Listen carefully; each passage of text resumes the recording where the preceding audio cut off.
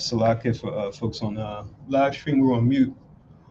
We're doing the first couple prayers. Blessing of the Sabbath.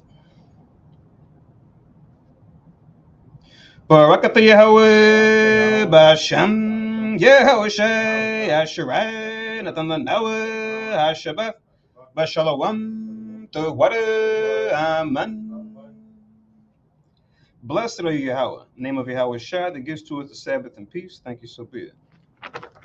The Alim Ma'ar Shariah Machad, Psalms 121.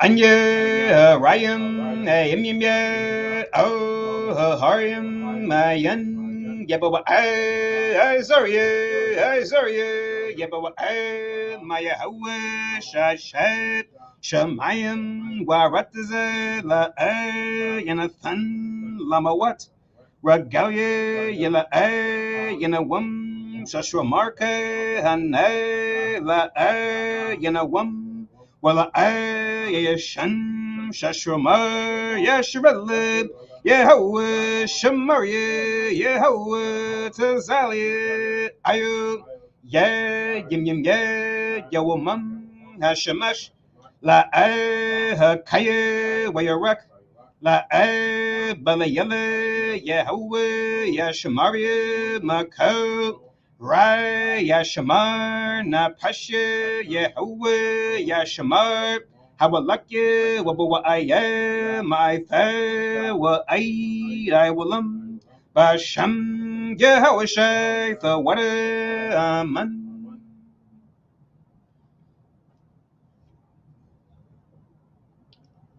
Psalm 121.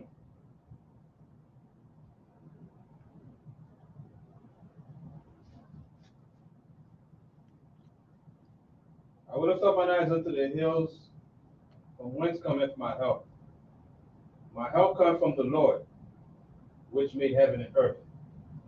He will not suffer thy foot to be moved. He that keepeth thee will not slumber. Behold, he that keepeth Israel shall neither slumber nor sleep. The Lord is thy keeper. The Lord is thy shade upon thy right hand. The sun shall not smite thee by day, nor the moon by night.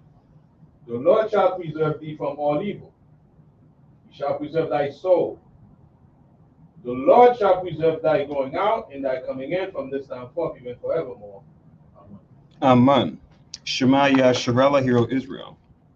Shema Yasharella, Yahweh, Eloheinu, Yahweh, Akeb. Shema Yasharella, Yahweh, Eloheinu, Yahweh, Akeb. Shema Yasharella, Yahweh, Eloheinu, Yahweh, Akeb. Deuteronomy 6 and 4. Hear, O Israel, the Lord our power is one Lord. Amen. Aman. Tapala Yahweh, the Lord's Prayer. Abinawa Shabbat Shemayim Kodash Hayya Shamka Yahweh Malakwaf Ke Thaba'ah Rataza 1K Hayya Aisha Barataza Ke Bashemayim Nathan Lanawa Lakham Yawam Zav Wasalak Lanawa Kabawap Nawa Kasalak Nawa Kabawap Yanawa Wala Abiyanawa Oh, Nasayon, Abo, Hawashinawa, Murray, Kaya, Laka, Hamalakwa, Wa Allah, Wa Thaparath, Wa Iwalam, Aman. Matthew 6 and 9. After this manner, therefore, pray ye, Our Father, which art in heaven, hallowed be thy name. Thy kingdom come. Thy will be done in earth as it is in heaven. Give us this day our daily bread. And forgive us our debts as we forgive our debtors. And lead us not into temptation, but deliver us from evil. For thine is the kingdom, and the power, and the glory forever. Amen. Aman. Aisharam Tazawab, the Ten Commandments. La'ab, Yahayib, Lakab, Alahayim, Akarim, Alpinya, La'ab, Taishab, Lakab, Paso, Bala'ab, Thaibadan, La'ab, Talakwaka, Shamwa, Yahweh, Alahayaka, Lashua, Zakar, Af, Hayawam, Hashabath, Lakodashwa, Kabad, Abiyaka, Wa Amaka, La'ab, Daratazak, La'ab, Tana'ab, La'ab, Daganab, La'ab, Tainad, Shakur, La'ab, Bachamad, Ko, Asherah, Lara'ika, Aman. Exodus 20:2. I am the Lord thy power, which have brought thee out of the land of Egypt, out of the house of bondage. Thou shalt have no other gods before me. Thou shalt not make unto thee any graven image, or any likeness of anything that is in heaven above, or that is in the earth beneath, or that is in the water under the earth. Thou shalt not bow down thyself to them, nor serve them. For I, the Lord thy God, am a jealous God, visiting the iniquity of the fathers upon the children unto the third and fourth generation of them that hate me, and showing mercy unto thousands of them that love me and keep my commandments. Thou shalt not take the name of the Lord thy God in vain, for the Lord will not hold him guiltless that taketh his name in vain. Remember the Sabbath day to keep it. Remember the Sabbath day to keep it holy. 6 days shalt thou labor and do all thy work. But the seventh day is the Sabbath of the Lord thy God. In it thou shalt not do any work, thou, nor thy son, nor thy daughter, thy manservant, nor thy maidservant, nor thy cattle, nor thy stranger that is within thy gates. For in 6 days the Lord made heaven and earth, the sea and all that in them is, and rested the seventh day. Wherefore the Lord blessed the Sabbath day and hallowed it. Honor thy father and thy mother, that thy days may be long upon the land which the Lord thy father giveth thee. Thou shalt not kill. Thou shalt not commit adultery. Thou shalt not steal. Thou shalt not bear false witness against thy neighbor. Thou shalt not covet thy neighbor's house. Thou shalt not covet thy neighbor's wife, nor his manservant, nor his maidservant, nor his ox, nor his ass, nor anything that is thy neighbor's. Amen. Aman. Yeshua, be seated.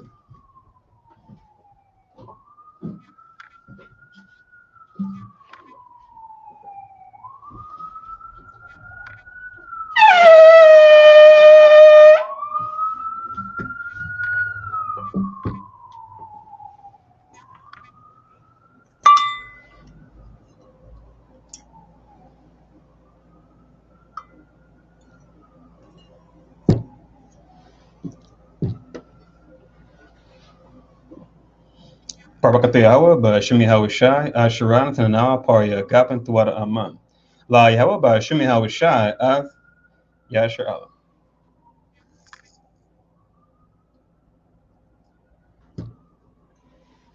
English translation.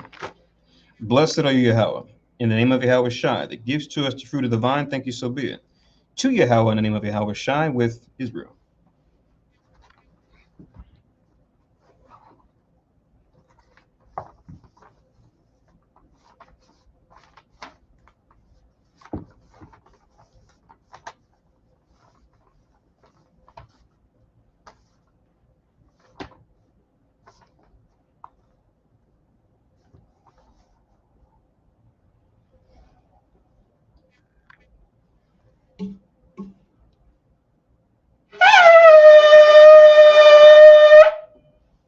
Amadwa, Paniwa Yerushalayim, stand and face Jerusalem.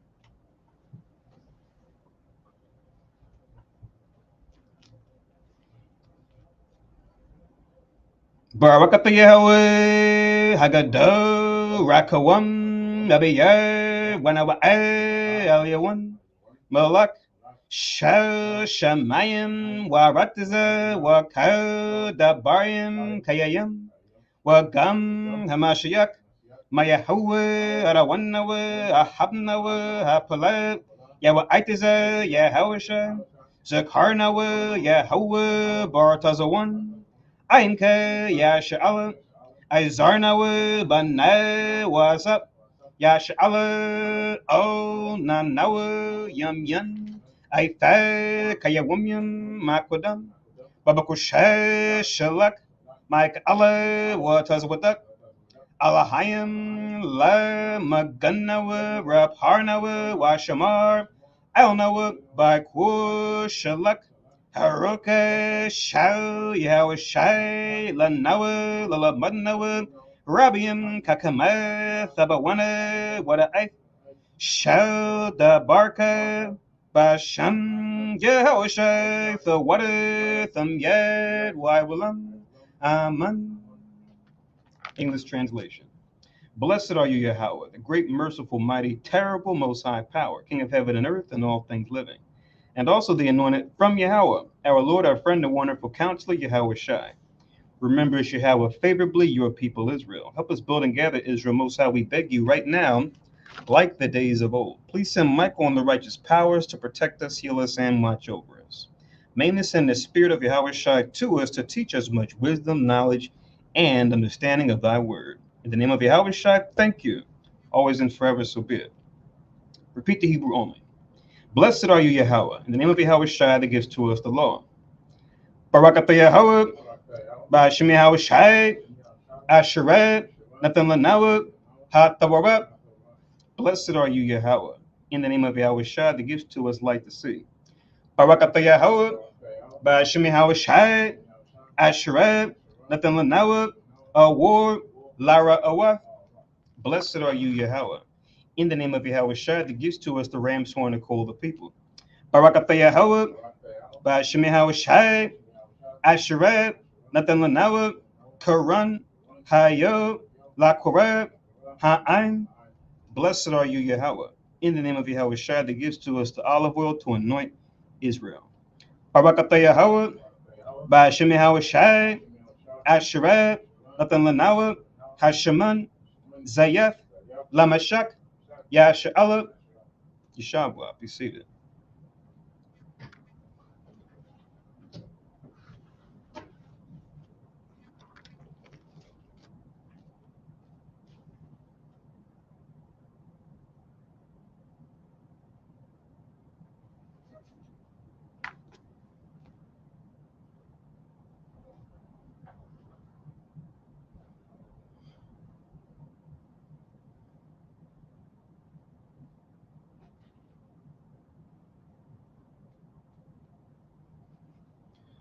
Okay, so Shar Shabbat Yasharala, which just means Happy Sabbath, Israel. That's what you see here at the bottom in the Hebrew, which is Shar Shabbat Yasharala. And welcome to Yasharala Kanas, of the Congregation of Israel, one of many particular branches of Christ, where we teach that the descendants of slaves, as well as the indigenous peoples found mostly here in the Americas, are what? The southern and northern kingdoms of the 12 tribes of Israel, which is going to be our focus, what we read about today, those particular kingdoms. And we also teach that we've fallen to a lower state as a people, politically, economically, even religiously, because we broke these laws found in the Holy Bible given to us by Moses, at least in written form, and that we come out as lower state that we've fallen to as a people by turning back to these commandments we broke, by following Jesus the Christ, right? Who is our example? One way we do that is by keeping the Sabbath holy, which is from Friday sundown to Saturday sundown every week. And as our particular branch of Christ does, we regularly go into a Sabbath service as the Most High will allow it. Today, we're going to be going into 1 Kings, chapters 15 and 16, as you guys probably see in the scrolling marquee, as well as in the title of the video.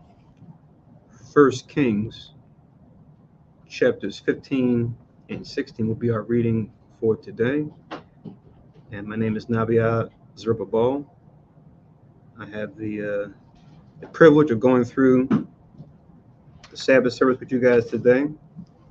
All praise be to the Most High in Christ by way of the Holy Spirit. And just write down for your records that according to the Gregorian calendar, it would be January 6th, 2024. And according to our calendar, it would be the 10th month and the 25th day.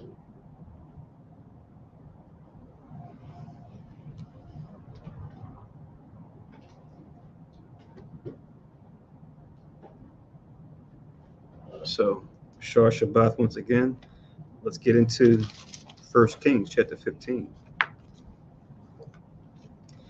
And before we do, I just want to share this with you guys real quick before we get started in the first chapter. So this is from Free Bible Atlas. It's available online, provided by the Access Foundation. If you want, I'll just copy and paste a link real quick in the chat so you guys can see what I'm looking at here if you guys don't have it bookmarked already. So maps 59 and 60 in here, which I think according to the page, yeah, it's page 94, looks like in the Bible Atlas, but 59 and 60 kind of deal with what we're going to be reading today in 1 Kings 15 and 16. But just focusing on this red line you see here coming from Damascus in the upper right-hand corner down. This campaign of Ben-Hadad against Baasha. We're going to touch on this a little bit today. But some of these other lines that you see here are talking about things we're not going to read about just yet, but when we get into later on in 1 Kings as well as battles in 2 Kings. But this map pretty much shows, as you see here, conflict between Israel and Aram Damascus, which Aram is just the original name for Syria. You go into the Hebrew, they're known as the Aramites. That's where you get the word Aramaic from, right? It's supposed to be a language that's supposed to be a mixture of our Hebrew as well as the Syrian tongue. That's where you get to call it Aramaic, named after the Aramites or the Syrians. Not to be confused with the Assyrians who come from Asher, another son of Shem. See, that's what this map is depicting here. But once again, we'll get to this as we read on in 1 Kings 15, this first battle, dealing with a conflict between the northern kingdom and the southern kingdom, which we're going to be focusing on two kings in particular that came after Rehoboam, which will be his immediate son, Abijah, also known as Abijah, sometimes spelled with an M, sometimes spelled with an A, but looks the same in the Hebrew, as well as his son that came, or his successor that came after him, King Asa, who had a much longer reign than Abijah. But during Asa's reign, we're going to have a number of different kings that ruled in the northern kingdom and how their reigns were actually cut short due to different things and situations that happened. But we'll touch on that, and Baasha being one of them. So let's go back and let's go into the scriptures. Let me just minimize this real quick. And let's go into 1 Kings chapter 15. And I'll read a couple entries too as we go into it from the Zondervan as well, Bible Dictionary, just to work as like a supplement to kind of give supporting information behind these certain figures we're going to be reading about, namely these kings that are going to reign and how they're going to go about reigning. So in 1 Kings chapter 15 and verse 1, it reads, "Now in the 18th year of King Jeroboam, the son of Nebat," so remember, he was the first king of the northern kingdom after the split, after Solomon's reign, right? Where he had his son Rehoboam be the ruler of the southern kingdom, and then his servant Jeroboam became the ruler of the northern kingdom, right? So it's saying in the 18th year of his reign, you now had this Abijah become ruler. So this is after Jeroboam. I'm sorry, after Rehoboam. So yeah, there's going to be a lot of side by sides. You want to make sure you consider it. And I know there was a spreadsheet I think I shared with you guys on the group chat. I have it on a Google Drive that we have for this Gmail account. Um, I put together a spreadsheet that pretty much tracks years of when people were born and how much time was born in between progenitors and their successors.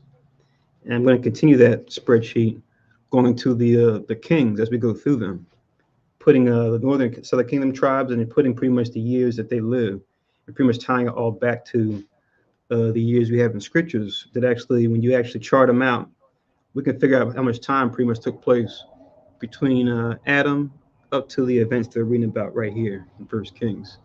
You just do a little searching, and it's fine where all those key verses are. But I put together a spreadsheet to kind of make it simple, make it easy to follow. So I'm going to continue building on that spreadsheet with the reign of these kings and bring it down to the Babylonian captivity, just to see if those years are in concord with each other. Because people want to say, "Oh, the Bible, you can't trust the Bible. Oh, it's not really a history book. This, that, and the third." So we'll see as we go through this. So once again, 1 Kings chapter 15 and verse 1. Now in the 18th year of King Jeroboam, son of Nebat, reigned Abijam over Judah. And I'll be taken back because when we go into Second Chronicles, we'll go through some of these similar stories, similar records. You'll see spellings of names sometimes be a little different. Abijam and Abijah are the same. It says, 3 years reigned he in Jerusalem.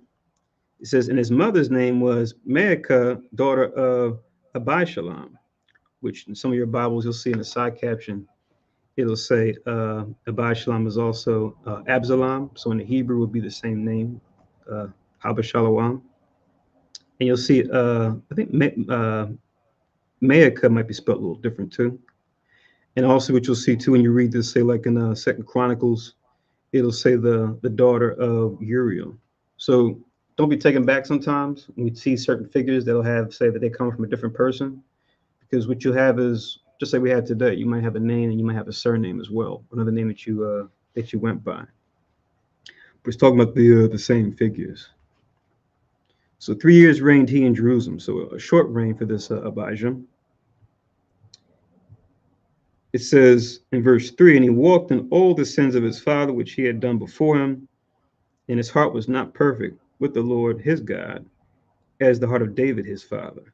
Right? So one instance talking about his immediate father, Rehoboam, but then another one talking about his forefather, David. So when we see mother and father, remember in the Hebrew, we may not always describe it to the immediate degree. In other words, we may say father, talking about our immediate father, or mother, same thing, but we may be referring to a forefather, a grandfather, a great-grandfather, a great-great-grandfather, as you would say in the English today, right?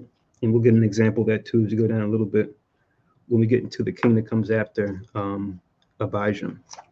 So I go into the Zondervan, and if I go to page 13 at the very bottom, it's got a couple entries for Abijah. It's a pretty popular name. I'll just read the entry they have here for this particular king. So you just link this with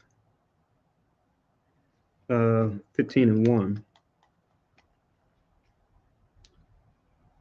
So the Zondervan,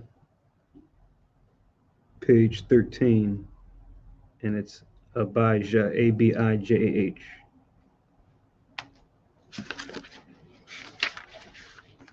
And it's actually going to be the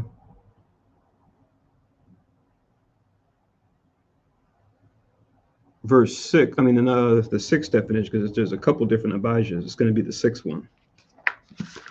So number 6 here, it says, King of Judah, the son and successor of Rehoboam. It says he made war on Jeroboam in an effort to recover the 10 tribes of Israel. It says prosperity tempted him to multiply wives and to follow the evil ways of his father. He reigned 3 years. And this makes a reference here to we're reading in Kings, as well as 2 Chronicles 12, 16, chapter 13, and also chapter 14 and 1. But just wanted to read that real quick. So you'll get details here in Kings we're going to read. You also get details in Chronicles as well. It goes into his reign with a bit more detail, which I might touch a couple of verses here and there, but not go into them too much, because when we go into Chronicles, I don't want to take away from when we explore those things there. But it's always good to go back and forth, kind of like when we do with the Gospels, where you'll see history in the Gospels, and when you look across the Gospels, you'll see how they talk about similar events, and in one Gospel may touch on details, the other one doesn't, and vice versa. So Kings and Chronicles work in a similar fashion. So this is 1 Kings chapter 15 and verse 3 now. It reads, and he, referring to this Abijam, or Abijah, remember they're the same. He walked in all the sins of his father, which he had done before him. Read this already. Verse 4. Nevertheless, for David's sake, did Yahweh his power give him a lamp in Israel, and set up his son after him to establish Jerusalem. Right?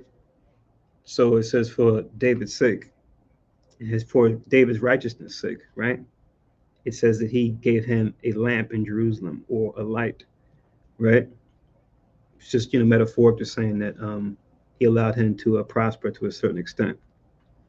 To set up his son after him and to establish Jerusalem, verse 5, because David did that which was right in the eyes of Yahweh, and turned not aside from anything that he commanded him all the days of his life, save only in the matter of Uriah the Hittite, right? If we go into that story, we know the history behind that, right? Where it talks about him taking Uriah's wife, right?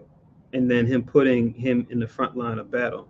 Uriah being one of his mighties, right? That came of the children of Heth. So when it comes to the Bible, we've got our history mainly, but you got other nations in there too, as well as their prophecy. The good, the bad, and the ugly that we do. So that's a good thing when it comes to our history. We don't sugarcoat things or try to take things out. Whereas other nations, you look at their chronicles, sometimes they might try to change or modify things, right? But it's a blessing that it stays intact so that we can learn from the things that our forefathers and foremothers did, and make sure we don't fall into those same traps or make those same mistakes. And throughout it online, I see we have a link here for Acts 13 and 22, going with 15 and 3. So throughout for that link, Righteous Kingdom. So it's Acts 13 and 22 to link with 15 and 3.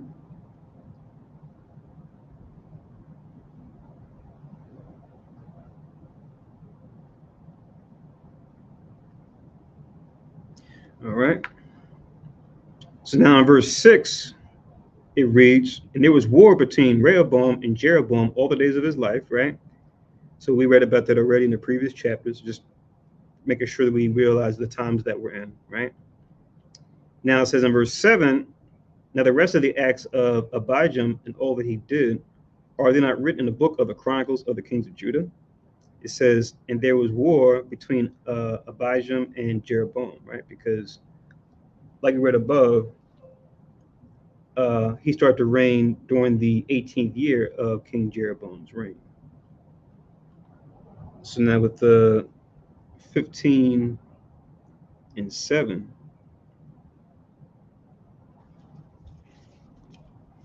I was giving you the overarching scriptures that show his reign. So hold this, and let's go to 2 Chronicles real quick.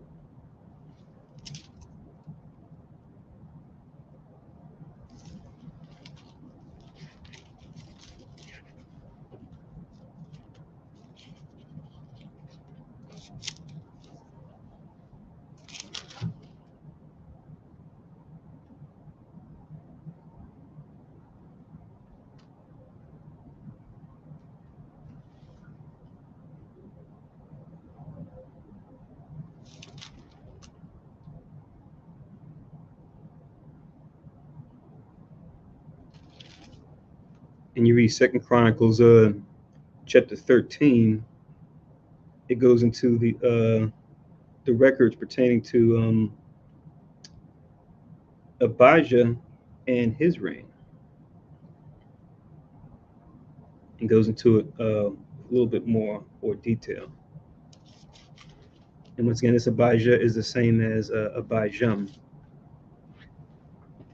Like I said, we'll break this down in finer detail when we get to it. We go through Chronicles, but yeah, I guess we can go into it. I'll just try to be swift about it. But it says here in 2 Chronicles 13:1, now in the 18th year of King Jeroboam began Abijah to reign over Judah. Verse 2, he reigned 3 years in Jerusalem. His mother's name was Micaiah, spelled a little bit different, but same as we read in Kings, the daughter of Uriel of Gibeah. It says, and there was war between Abijah and Jeroboam. 3, and Abijah set the battle in array with an army of valiant men of war, even 400,000 chosen men. Jeroboam also set the battle in array against him with 800,000 chosen men, being mighty men of valor. So many men, great battle here, logistics wise. As they would say today, black on brown crime. We'll see a little bit of black on black and brown on brown crime too, as well, which we know were more than just colors. But that's oftentimes how they refer to our tribes, right? They refer to us as black as far as the Southern Kingdom, and refer to northern tribes as brown, right? Which you have plenty of nations that have different shades of brown. Only one that isn't, our brother Esau.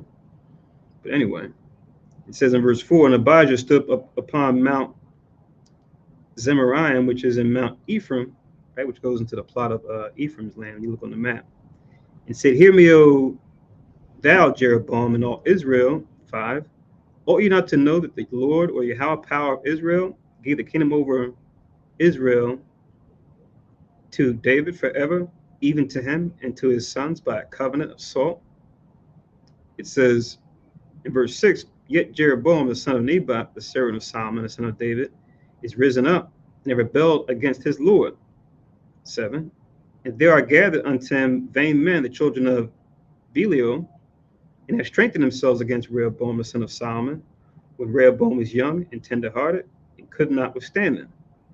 8, and now ye think to withstand the kingdom of Yahweh in the hand of the sons of David, and ye be a great multitude, and there are with you golden calves, which Jeroboam made you for gods.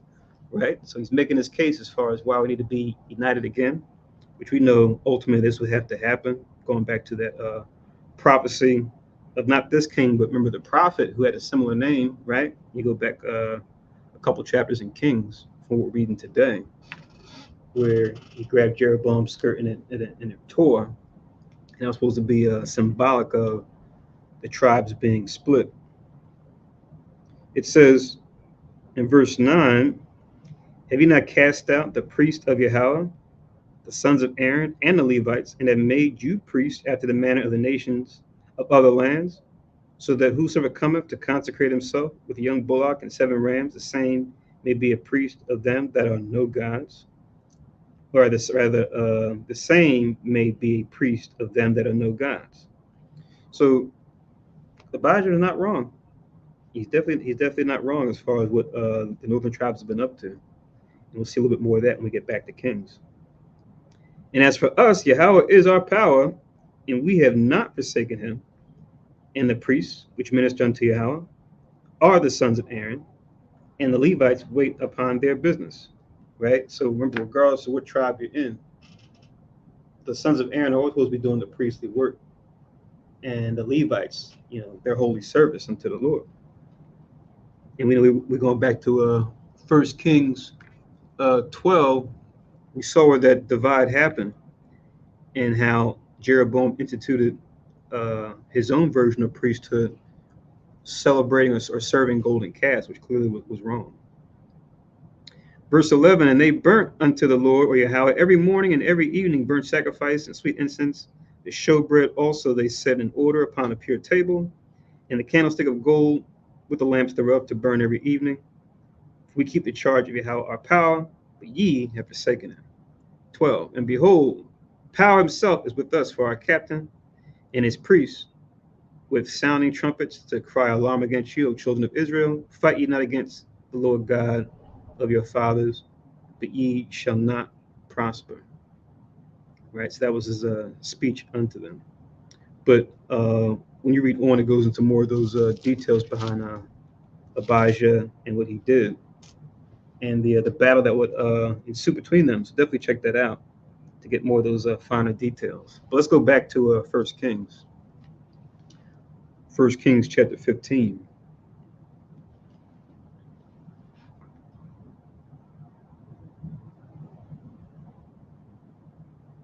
Let's read on in verse 8.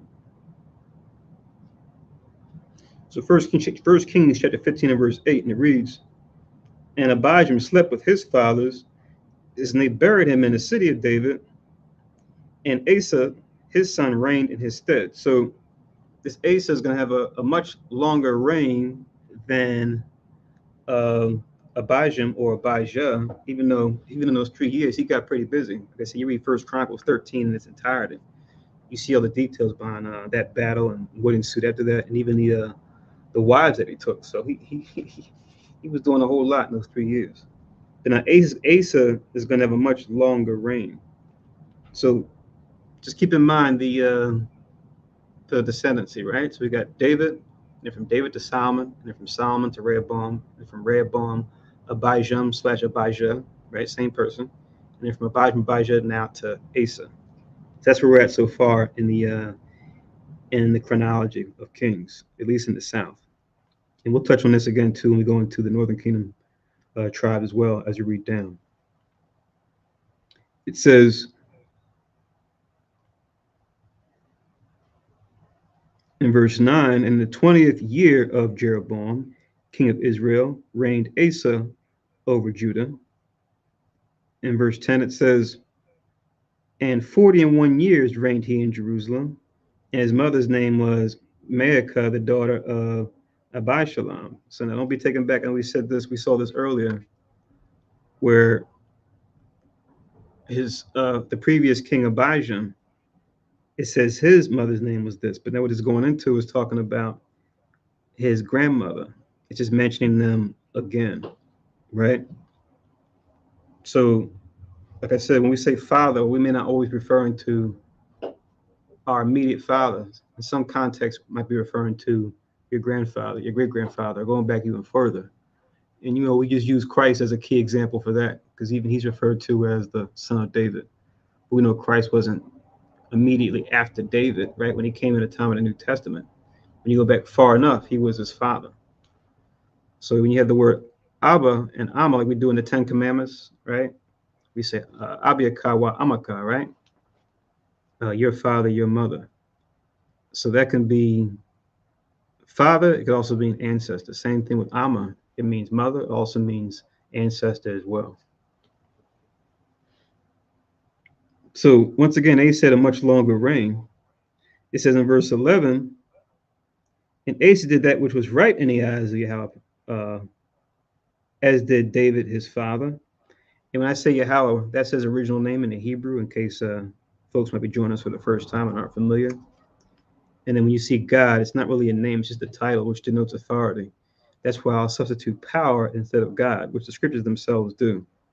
And we talk about that during the classes, going to those examples. But now let me read on before I go into more of what King Asa did. Just going to touch on this in the Zondervan.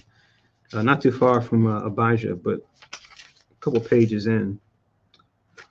But I'm just going to read the entry real quick for Asa.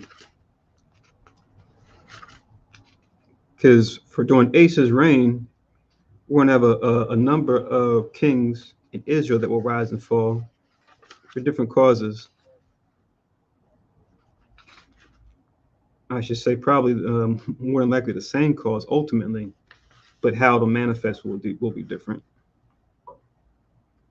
Because remember, for any ruler, whether it be our people or the other nations, the reason why they rise and fall, I should say fall, is because they don't follow or rule according to the law. If you don't rule according to the commandments of the Most High, just know that your reign will have a shelf life. And it may be prolonged somewhat if you got more righteousness than wickedness, but you got wickedness there. Just know that your days are numbered, and your time in the sun will come to an end. So this is Asa. This is on page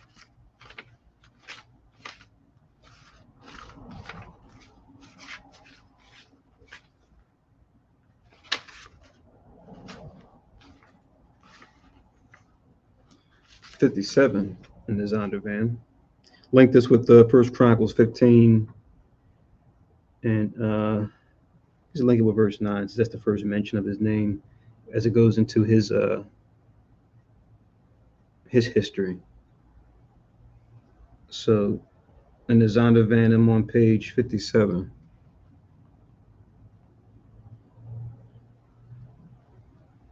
And King Asa, which here it reads, third king of Judah, reigning from 964 to 923 BC. Then it references 1 Kings 19:9 down to 24, which we're about to read now, and also 2 Chronicles chapters 14 through 16. There's a lot more history dealing with him in 2 Chronicles, given his longer reign.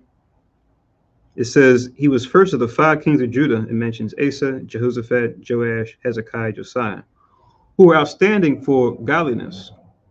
Right? We know Josiah and Hezekiah stand out amongst those 5. Right? Even though those other 3 kings were righteous too, but then there was other things in their reign that were unfortunately a stain or a blemish. But ultimately, they followed the Most High. They didn't go astray after other gods, even though they did make mistakes.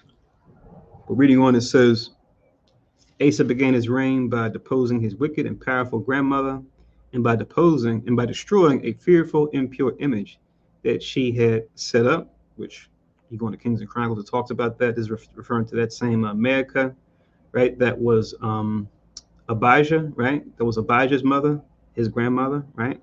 By extension. He then drove out, which we're about to read in here in the Kings, the Sodomites, and destroyed idols that his fathers had worshipped.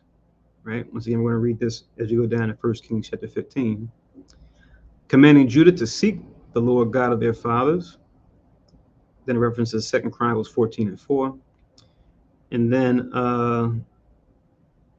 in the next chapter, the next paragraph here, it says, in the early peaceful days of his reign, he gathered into the house of the Lord the dedicated things which his father and he had vowed to the Lord.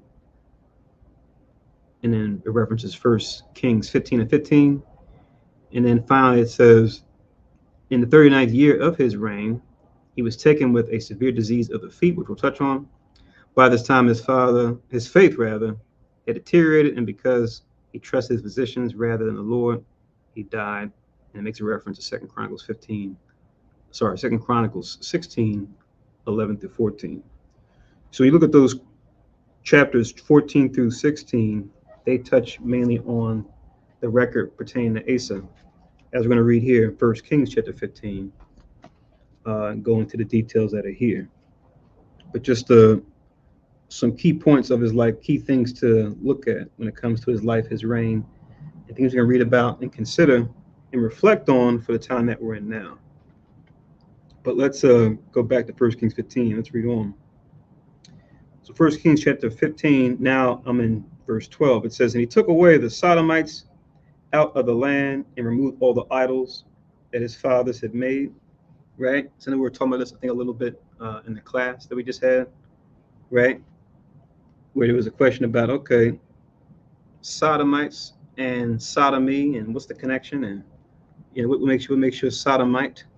So we know Sodomites, or Sodom, is a place, but then that term was attached to what they used to do in Sodom, which was a lot of sexual perversion, right? Men with men, women with women, men pretend to be women, women pretend to be men, as well as pedophilia, hebephilia, bestiality, what they call zoophilia, etc., etc. All things that the Most High says you shouldn't be dealing with, right? But now, as far as Sodomites goes, in chapter 15 and verse 12 here of 1 Kings, I was going to go here to show what was going on in Sodom and Gomorrah back in the day when it was still a city, before the Most High sent his angels down to level it, to burn it. This is Genesis chapter 13 and verse 13. You can get this as a link. Genesis chapter 13 and verse 13, where it reads, but the men of Sodom were wicked and sinners before Yahweh exceedingly. Right? They give a couple examples of what they were about, what they tried to do, especially when they encountered Lot, about the angels that he was housing, right, that he was giving shelter to. We see how they were burned in their lust, wanting to meet with those men that they might know them, right? But you read that, you go, oh boy. And you see how that spirit remains to this day. It's been, brought back by our brother Esau and this government that he has set up here in the Americas and also in Europe, and even the people, his people that rule in the Eastern Bloc countries as well. You see sodomy there as well. Maybe not to a certain extent, as far as being promoted, but we know that's something that's Esau embodies, as well as other wickedness.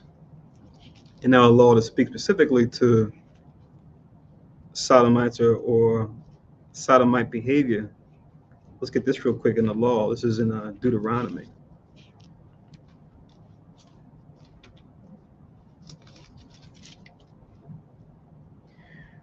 Deuteronomy chapter 23.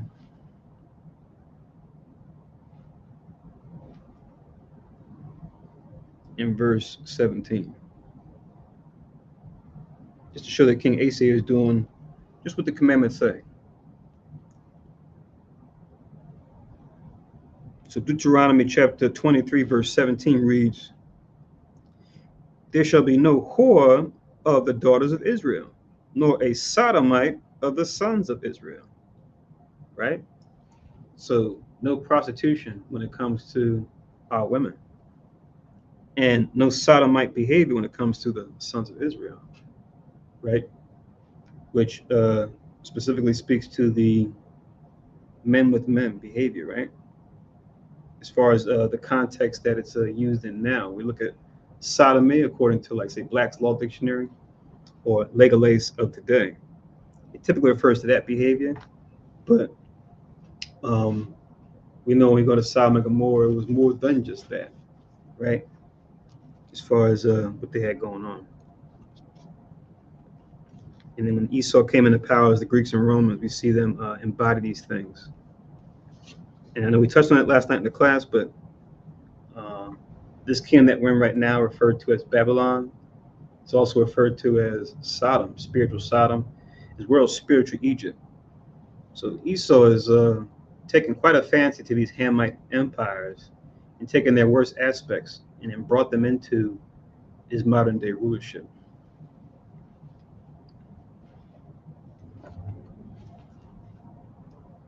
So let's go back to 1 Kings chapter 15.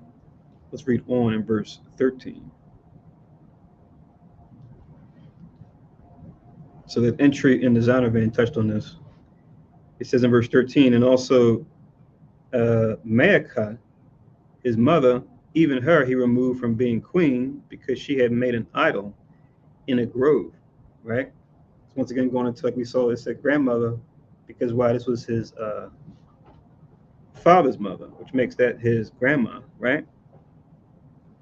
But now her reigning with her son, it says what? That she made an idol in a grove. So because of that, he said, "No, I know you're my relative, but you got to go, and what you set up has to go too." So Most High said we shouldn't do this. And Asa destroyed her idol and burnt it by the brook Kidron, which this Kidron, this will come up again as you read on in the scriptures. You go into this place. This was oftentimes referenced. We'll kind of touch on this too when we get there. But anytime you see references to hell, especially in the times of the New Testament, you go into the Greek. And I know we've done class on this before, but when you see references made to hell or hellfire, sometimes those are used together. It's tying back to this place, Kidron, where we would take idols and burn them. We would burn these things as far as taking, the Most High's creation and turning into something that he said not to, which, we read that earlier and we went to the 10 Commandments. But you'll see this brook Kidron being referenced. As far as it being a known place, we'll take idols and things accursed and destroy them. Anytime we had righteous rulership take the scene, they would do this. But then it says in verse 14, but the high places were not removed. Nevertheless, Asa's heart was perfect with the Lord, or Yahweh, all his days. Right? So he did that righteous act, but then, the Most High is always looking at, okay, just how, thorough, how diligent are we going to be when it comes to, if we have rulership, if we're going to just take out not just this one that's close to him as far as, being within his immediate family, but if he's going to exercise that judgment to have all the high places removed. It said during his reign that he didn't do that. So you see that difference, say, between him and, say, Hezekiah or Josiah, who we're going to read about later, where they would do that, but then they wouldn't. So you got to follow through. Otherwise, a distinction is going to be made between you and other righteous kings, as we see was made right here. And once again, those high places referring to elevated places that our people, imitating the other nations, would set up idols and groves to serve false gods. So when you see that reference to high places, that's what it's talking about. You might say, okay, a high place, what's wrong with going to a hill or something? But it's why they're going to that hill and what they're doing on that hill. That's the thing that they really take into account here. Verse 15, and he brought in the things which his father had dedicated, and the things which himself had dedicated into the house of Yahweh, silver and gold and vessels.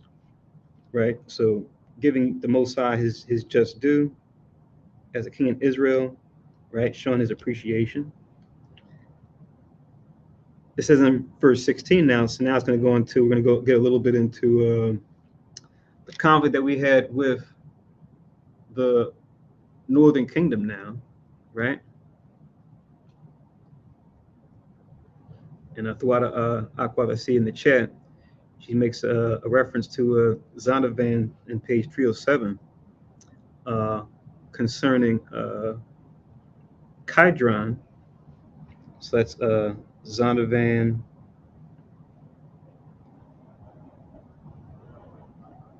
He said page 307. Yeah, I didn't want to touch on it, but I guess, let's see. I don't think the entry is super long. Let's take a look and see. I can read it for you guys real quick, and then we'll continue.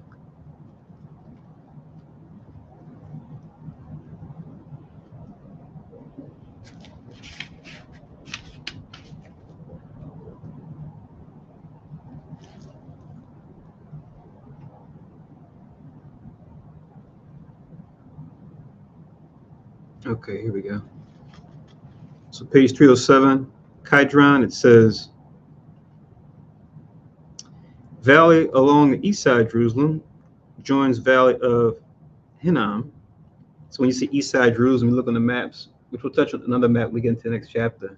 I'll share it again, but it's usually referring to things that are east of Jordan. It says it extends 20 miles to the Dead Sea, which is towards the bottom of Jordan as you go down. Then it mentions burial ground, 2 Kings 23 and 6, dumping place for idols and their altars, 1 Kings 15 and 13, right, what you're talking about now. Also references 2 Chronicles 29 and 16, as well as 30 and 14.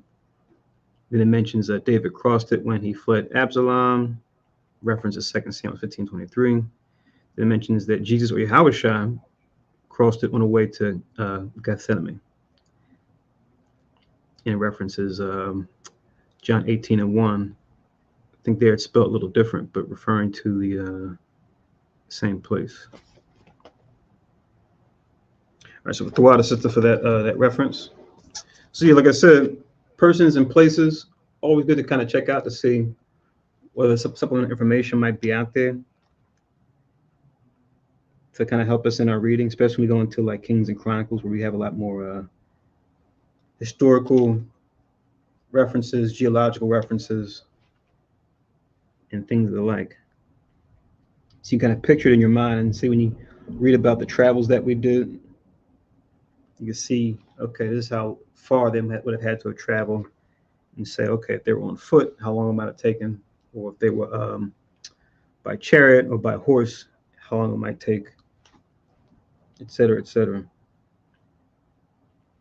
So now back in 1 Kings chapter 15, I'm in verse 16 now. It says, "And there was war between Asa and Baasha, king of Israel, all their days." Then it says in 17, "And Baasha, king of Israel, went up against Judah and built Ramah, that he might not suffer any to go out or come in to Asa, king of Judah." Right? So they built the city called Ramah, and that they pretty much cut off the path so that folks couldn't travel back and forth to get to Asa, who he was fighting with, right? The ruler of the southern kingdom. It says in verse 18, "And Asa took all the silver and the gold that were left in the treasures of the house of the Lord, and the treasures of the king's house, and delivered them into the hand of his servants. And King Asa sent them to Ben-Hadad, the son of Tabrimon,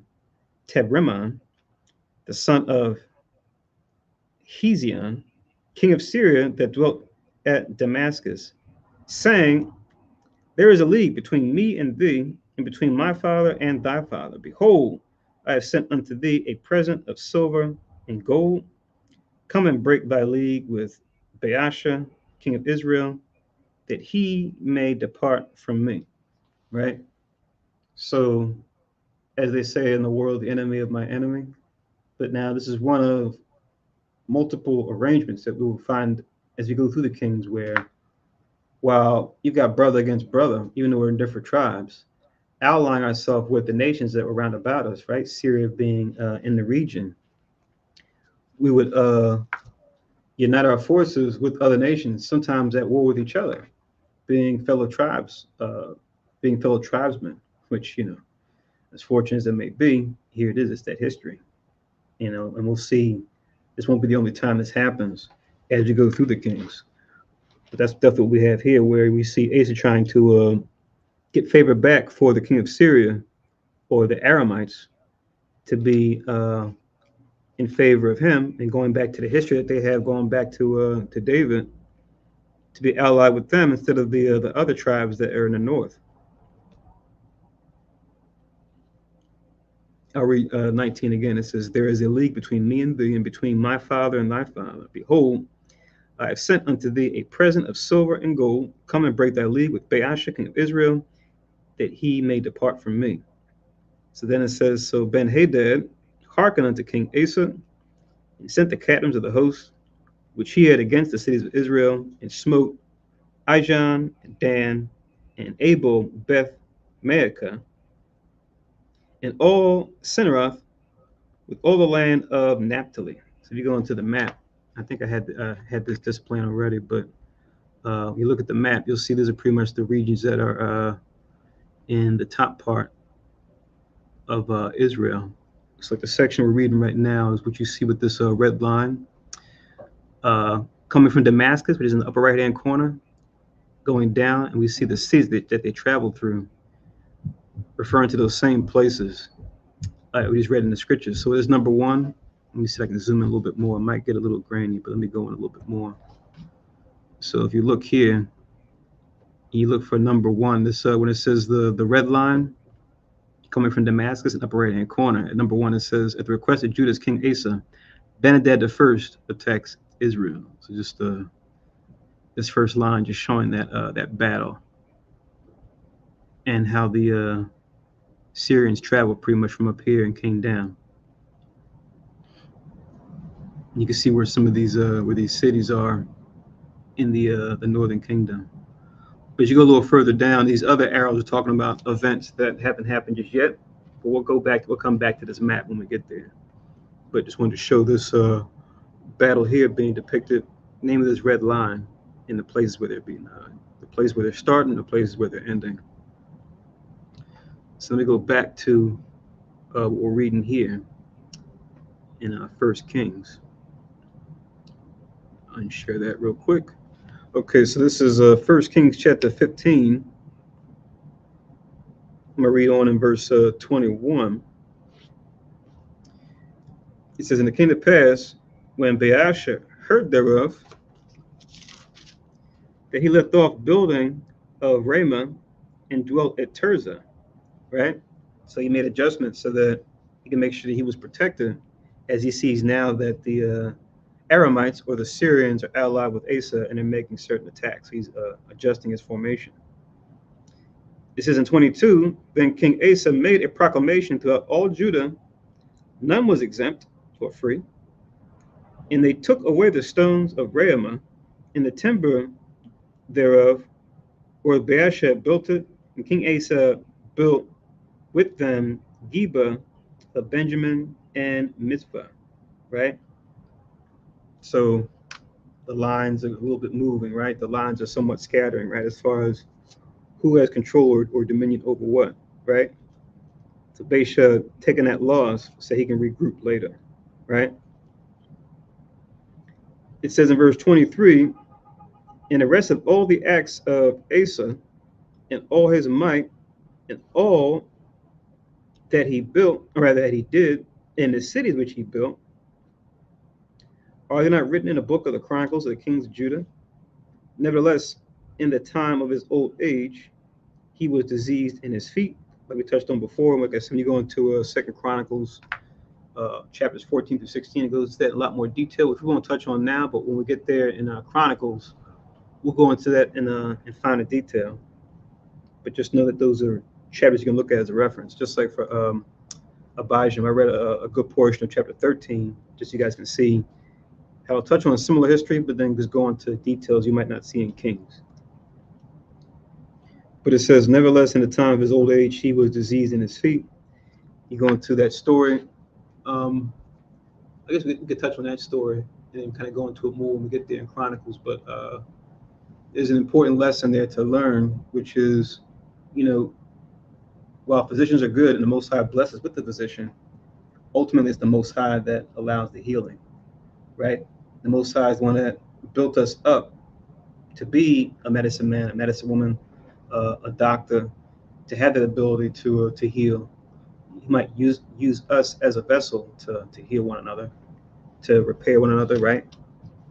To give us that skill to be, a doctor in different types of work, whether you work with medicine or if you work with chiropractor as far as joints or physical therapy, what have you.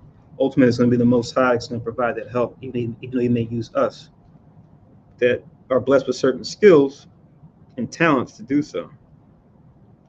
But in that moment, when you go into that story, King Asa had forgot that the Most High was the one that was the ultimate one to heal him.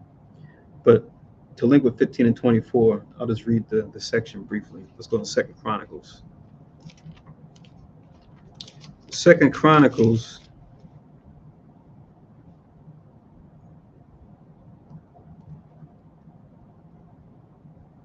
and I'll just start from verse 11. In chapter 16, sorry, that wasn't clear. So remember, chapters 14 through 16 go into all his history. But we're just going to read these couple of verses real quick talking about this part. So 2 Chronicles chapter 16 and verse 11. It reads, and behold, the acts of Asa, first and last, lo, are they not written in the book of the kings of Judah and Israel? Verse 12, and Asa in the 39th year of his reign was diseased in his feet, until his disease was exceeding great.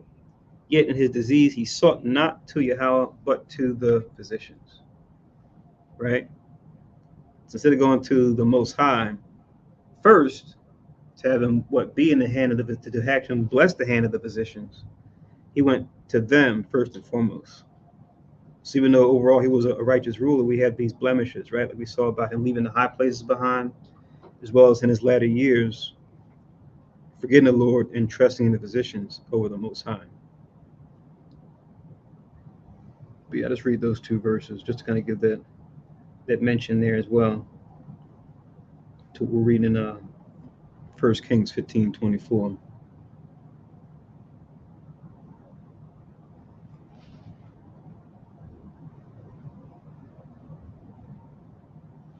So let's go back to 1 Kings chapter 15.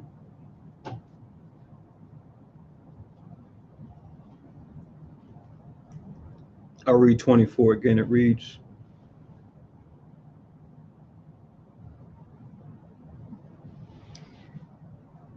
and Asa slept with his fathers and was buried with his fathers in the city of David, his father. And Jehoshaphat, his son, reigned in his stead, which I think next Sabbath, when we go into 1 Kings again, we'll get more into him. I think, we'll get into, I think we touch on his story a little bit when we get into chapter 17. But either way, he's going to be the next king, and there's going to be a lot of things to read about concerning him. But now reading on in verse 25, now we're going to go back a little bit, but I'm going to touch on history pertaining to the northern kingdom now, and going into those successors that came after Jeroboam. So now in 1 Kings chapter 15 and verse 25, it says, and Nadab, the son of Jeroboam, began to reign over Israel in the second year of Asa, king of Judah, and reigned over Israel 2 years. So this Nadab had a short reign similar to Abijah, the son of Rehoboam. But it says he reigned for 2 years. But now he was the son of Jeroboam. So carrying on that same line in Jeroboam's house, it says that he began to reign in the second year of Asa. So now going back to Asa's, the beginning of his reign, who he pretty much picked up the crown and took it forward after Abijah, right? So it says 2 years he reigned as Nadab. It says, and he, referring to Nadab, King Nadab of the north, he did evil in the sight of Yahweh and walked in the way of his father and in his sin wherewith he made Israel to sin. So carried on the same wickedness that Jeroboam exercised, unfortunately. It says in 27, and Baasha, the son of Ahijah of the house of Issachar, conspired against him. So now we read about Baasha earlier, right? About the war that he was having with King Asa. So now we're getting into how he came into power. So in this instance here, we have Baasha, who, when you go into him, he would be an Issacharite. So you go into Jeroboam and Nadab, and they came from Ephraim, who today would be called the so-called Puerto Ricans, right? Not just them, but the Arawak, the Tainos that you find throughout the Caribbean islands, but mainly in Puerto Rico. But now this Baasha, he comes from the tribe of Issachar, who today would be what we call the Aztecs. Before that, referred to as, or their rulership was referred to as the Aztec Empire, right? You go back into our recent history. So that's what tribe Baasha came out of. It says that he conspired against him, this Nadab, son of Jeroboam. And Baasha smote him at Gibbethon, which belonged to the Philistines. So now going to a little southward, getting close to where the southern kingdom is at, right? On the west coast, you look on the map. It says, for Nadab and all Israel laid siege to Gibbethon, right? So in retaliation, he said, you know what, let's fight Nadab here and let's get it back. It says in verse 28, even the third year of Asa, king of Judah, did Baasha slay him and reign in his stead. So this time that they laid siege to this region, Gibbethon, you had Baasha of tribe Issachar rise up against him and free that city and then take over from him. So this is helpful in that when you talk about the things that happen between the kingdoms, they'll always make a reference to the opposite kingdom and who was reigning at that time. So we have like a time reference, right? As far as what's happening and how long it's taken to happen. So now Baasha of the tribe Issachar, now he's ruling in the northern kingdom at this point. It says in verse 29, it came to pass when he reigned that he smote all the house of Jeroboam. He left not to Jeroboam any that breathed until he had destroyed him, according unto the saying of Yahweh, which he spake by his servant Ahijah the Shilonite. Right? So this Ahijah, this was the prophet going back to we read earlier, right? You go back to chapter 11. I'll make the connection real quick. So 11. So link this with 15 and 29.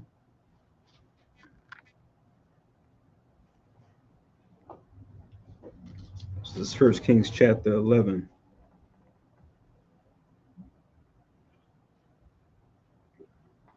I'll start from verse 26.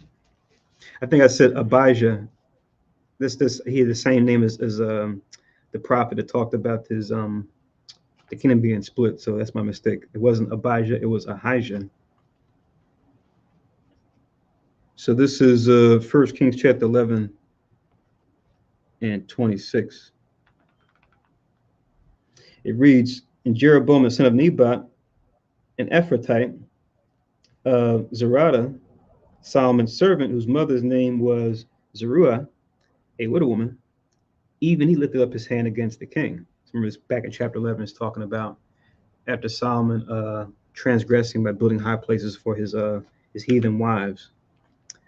The Most High raised up enemies unto Solomon to disturb his peace that he was known for. One of them being one of his own servants, Jeroboam, right? It says, and this was the cause that he lifted up his hand against the king. Solomon built Millo and repaired the breaches of the city of David his father.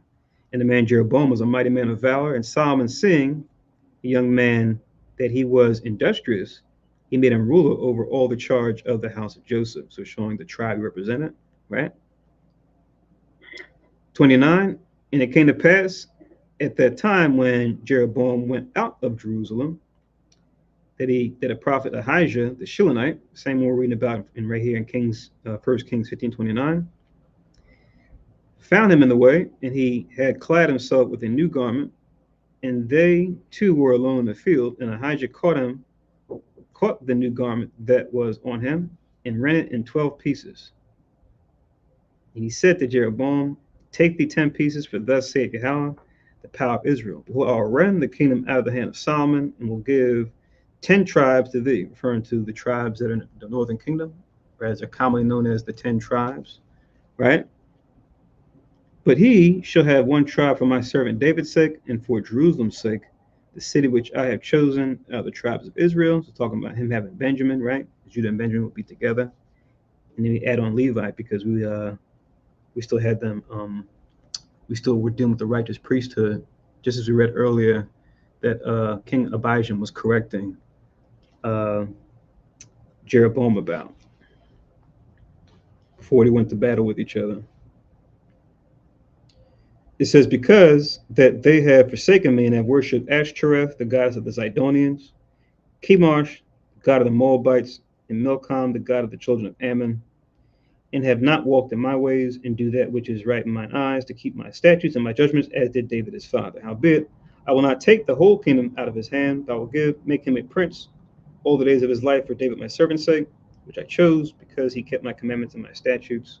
So him showing favor towards Solomon for his father David's sake, as we just touched on. But I'll take the kingdom out of his son's hand, and will give it unto thee, even 10 tribes.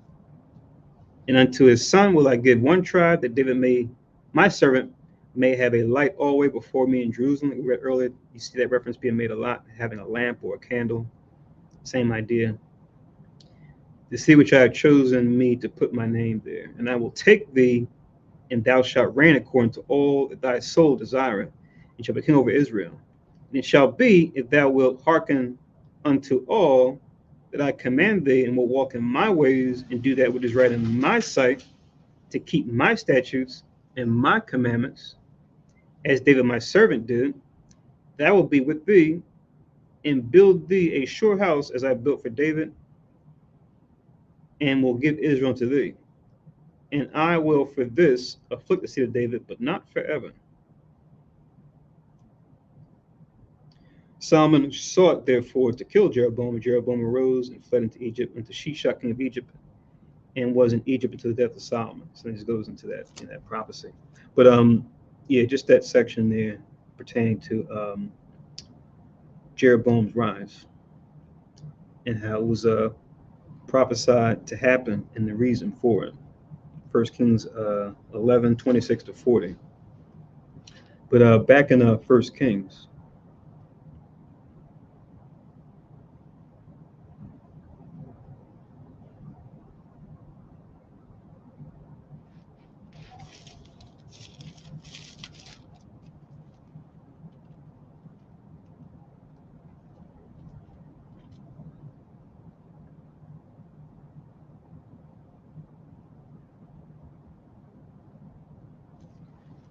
So now, So 1 Kings chapter 15 and 30, I'll get another history for us to be reminded of. Sorry about that. 1 Kings 15 and 30 now, where it says, because of the sins of Jeroboam, which he sinned, in which he made Israel sin by his provocation, where he provoked Yahweh power of Israel to anger. So he could have reigned and continued to reign had he done righteously, right? But because he didn't, now he had another prophet that was that actually he went to, disguising his wife to go to. I read about this in the previous Sabbath not too long ago. But the Most High told the prophet, look, his wife's going to come to you disguised, but here's what I want you to tell him, right? Because of his way that he's ruled, here's going to be his fate now. But now when you go to 1 Kings chapter 14 to link with 30,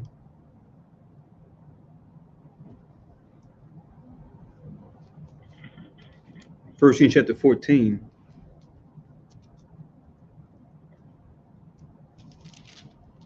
just kind of as a review, I'll read from verse 5. This is Ahijah again. 1 Kings chapter 14 and verse 5, it reads, and Yahweh said unto Ahijah, behold, the wife of Jeroboam cometh to ask a thing of thee for her son, for he is sick. Thus and thus shalt thou say unto her. For it shall be, when she cometh in, that she shall feign herself to be another woman, as we were saying earlier about her disguising herself. And it was so, when Ahijah heard the sound of her feet, as she came in at the door, that he said, come in, thou wife of Jeroboam. Why feignest thou thyself to be another? For I am sent to thee with heavy tidings.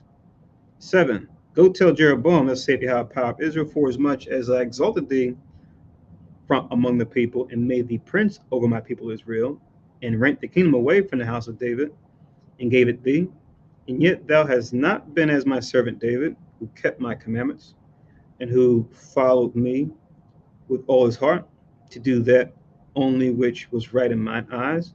9.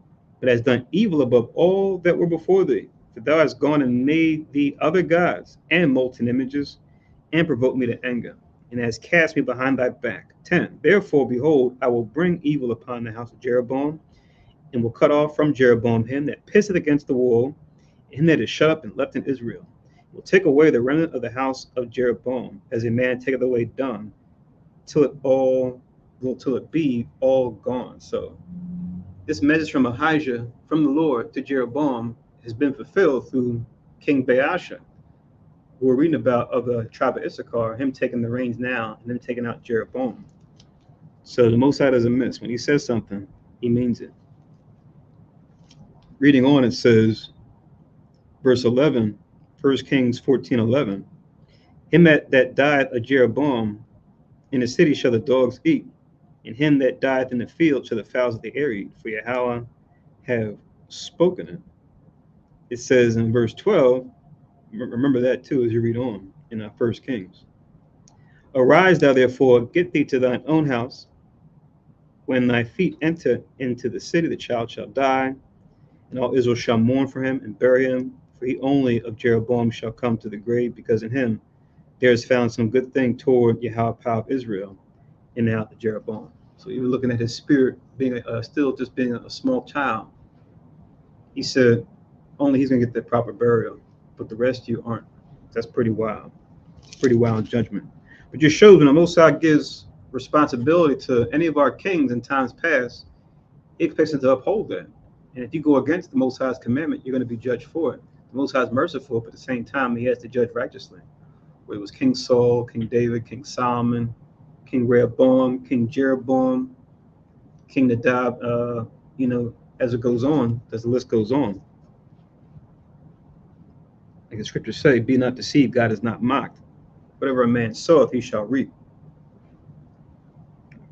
1 Kings 15:14, it says, moreover, Yahweh shall raise him up a king over Israel, who shall cut off the house of Jeroboam that day.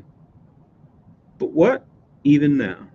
For Yahweh shall smite Israel as a reed is shaken in the water, and he shall root up Israel out of his good land, which he gave to their fathers, and shall scatter them beyond the river, because they have made their groves provoking Yahweh to anger. He shall give Israel up because of the sins of Jeroboam, who did sin, and who made Israel to sin. So now he's touching on some stuff that's going to happen to Israel even later on, from what we're reading in Kings. But I think we're kind of reading that now in the Apocrypha when we go into Tobit, talking about the Most High having the Assyrians come against them. But that was 1 Kings 14:5-16 to go with 1 Kings 15 and 30, just to show that full circle judgment and how it was fulfilled. So now back in 1 Kings 15 rather. Now we're going to finish this up and then go on to chapter 16. So 1 Kings 15 and 31. Now the rest of the acts of Nadab and all that he did, are they not written in the book of the Chronicles of the Kings of Judah, right? Which we were touching on earlier. It says in 32, there was war between Asa and Baasha, king of Israel, all their days, right? So we kind of touched on this or piece of this conflict earlier, going back to where we started in verse 16. But now this part of 1 Kings is just going into the other side, from the northern kingdom's vantage point, as far as what led to that conflict between the two of them, and how Baasha even came on the scene. So they talked about Asa, his fight with Baasha. Now we're getting into how Baasha even became king of Israel, because there might have been a question. Okay, Asa's in charge, but now he's fighting Baasha. What happened to Jeroboam, right? I thought he had I thought he was still ruling, or how come he's not ruling at this point when they're talking about this battle? So now this part of Kings is explaining it. It says in 33, in the 3rd year of Asa, king of Judah, began Baasha, the son of Ahijah, to reign over all Israel in Tirzah 24 years. Now we got the backstory as far as how he got to that point.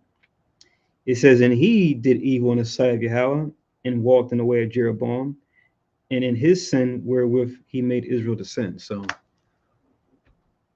he's doing wickedly too. So Baasha, yeah, the Most High picked you chose you to replace or to take Jeroboam and his posterity, referring to his son and those that would come after him out. But now you're in charge. You got to do right by the Lord if you want to stay in charge. But he didn't. So now as we go on in chapter 16, we'll see the tumultuous rise and fall of a couple kings of Israel, all during the time of Asa's reign, right? Which is where you see, I titled this video, Kingdom Wars Within and Without, right? The within more so focusing on the internal conflicts within the kingdom of Israel, going from one rule to another. And then without, as far as not only the northern tribes fighting against the southern tribes, but even the southern tribes allying themselves with even heathen nations against the northern tribes, which we're reading about earlier, as far as Asa using that particular strategy against the northern kingdom to ally himself with the Syrians or the Aramites. But now let's read on in 1 Kings 16. Let's get the next part. Then the word of Yahweh came to Jehu, the son of Hanani, against Baasha, saying,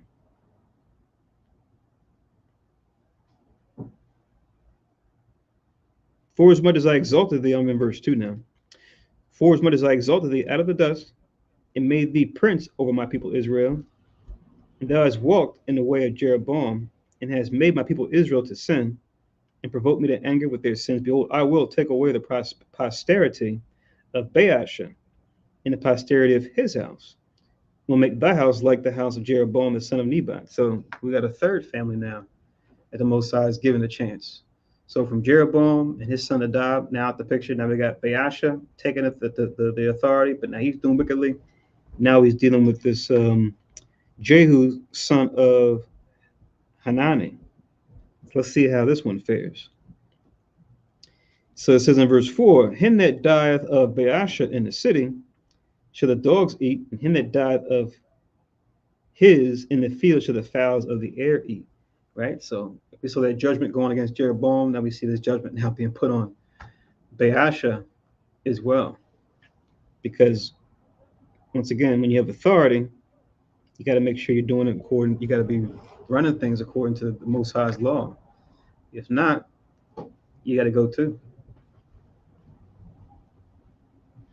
It says, now the rest of the acts of Baasha and what he did and his might, are they not written in the book of the Chronicles of the kings of Judah? And then it says that Baasha slept with his fathers and was buried in Tirzah.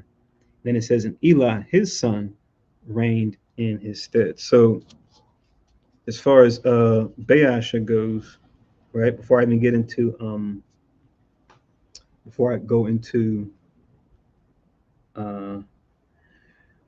this Jehu son of Hanan, let me just get Baasha and see if there's anything there that is significant concerning him in the Zonovan real quick. So let's look up Baasha and see what we got.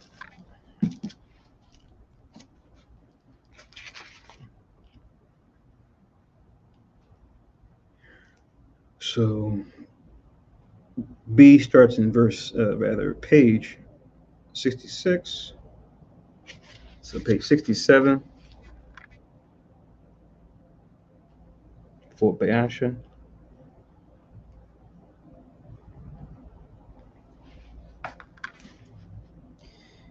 And it reads, the son of Ahijah of the tribe of Issachar.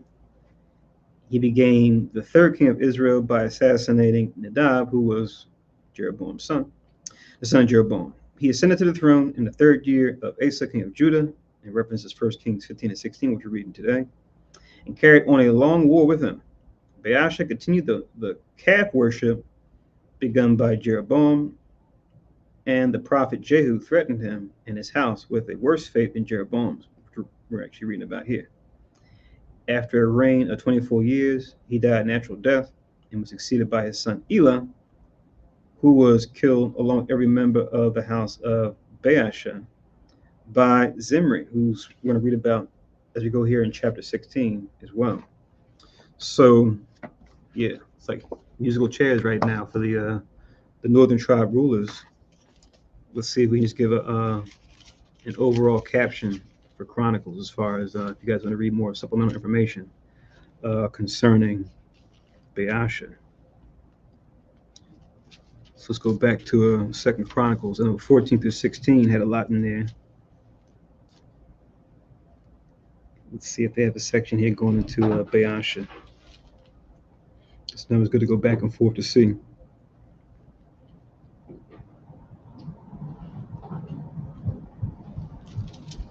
I think over here is more so this focuses on his conflict against Asa as you read through chapters 14 through 16.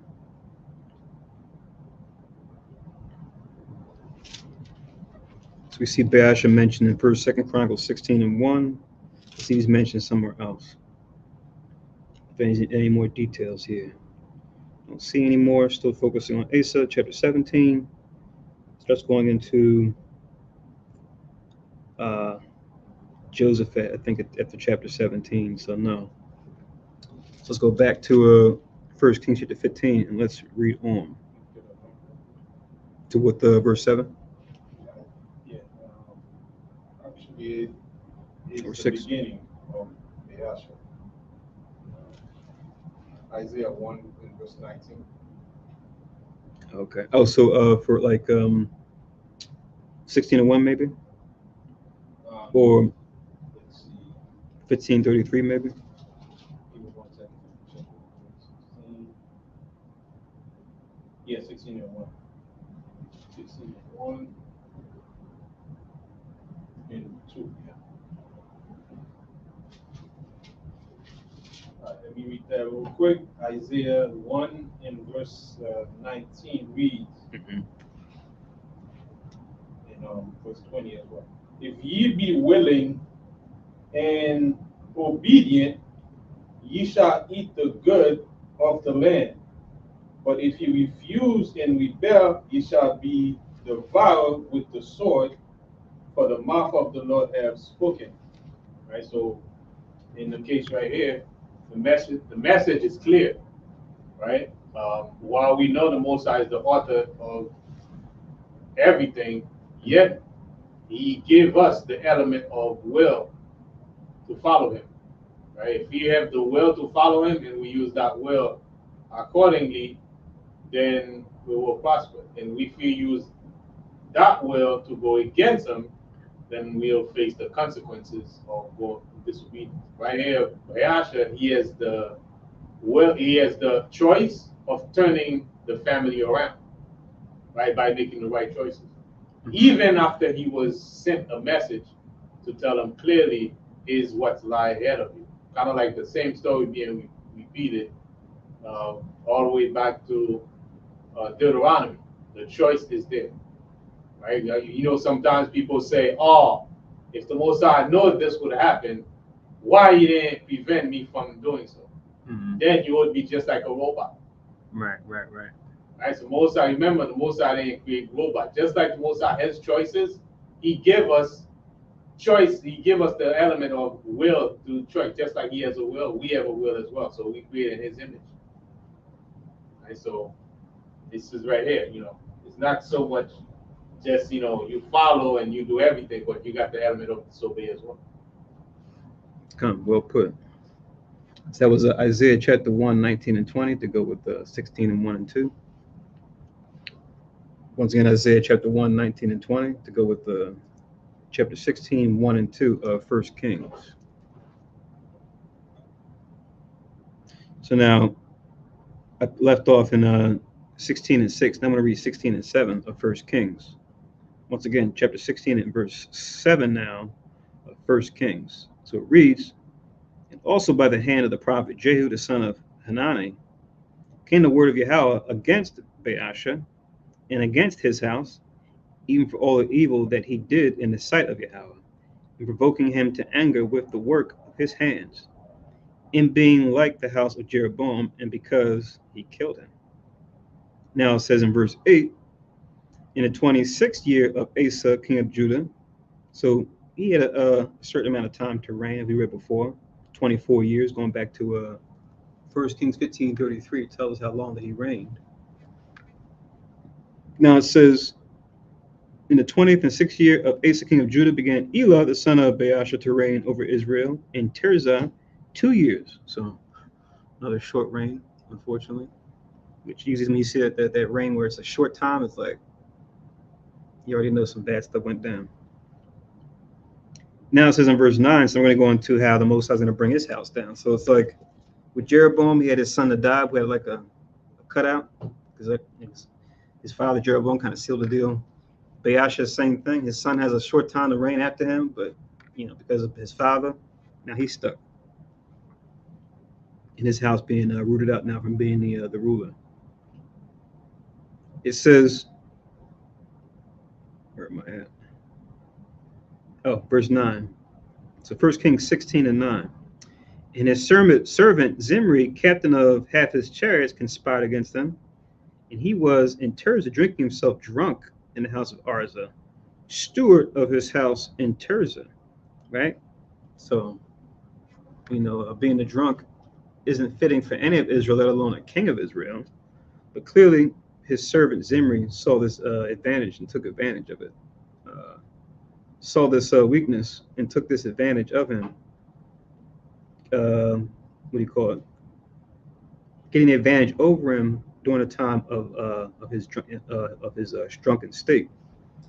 And once again, if we talk about the Bible being a law book, right, or a legal document, or legal documentation, same way in the first 5 books you have you know, legislation, as far as like different commandments, different statutes. You'll also have what they might call today or refer to as case law, where you have different instances where those laws have to be exercised to give more context as far as, okay, how these laws are to be carried out. So you have that in the first 5 books when it goes into history about whether we or other nations kept laws or broke them and how those situations were handled. We have another scenario here when we go into not being drunk, as far as it, I guess you could say the damage it can cause, especially for any of our people that are in authority. One that comes to mind is when it comes to the priests. The Most High held the priest to a high standard, especially when it comes to conducting the Most High service, as far as the state of mind they should be in. Because remember, it's not a sin, you read the law, to have wine and strong drink, but it's a sin to have too much of it. Just like there's such thing as lawfully eating, but there's also such thing when it comes to eating clean meats versus unclean. But there's also such a thing as being a glutton. I think we read about that too. I think we had a Tuesday class just passed. A sister had a question about the kids that were being unruly. We read the law as far as how we dealt with it back then in Israel, and it talks about parents dealing with their son more than enough time. He's come of age, and then just how he's a drunkard and a glutton, right? Meaning he's eating too much and drinking too much. You see? So these are not good things when it comes to even things we can lawfully partake in. These things can become a sin unto us. We had a link with 16 and 9. This is Leviticus real quick, and then I'll also get a proverb, and then we'll keep going. So Leviticus chapter 10.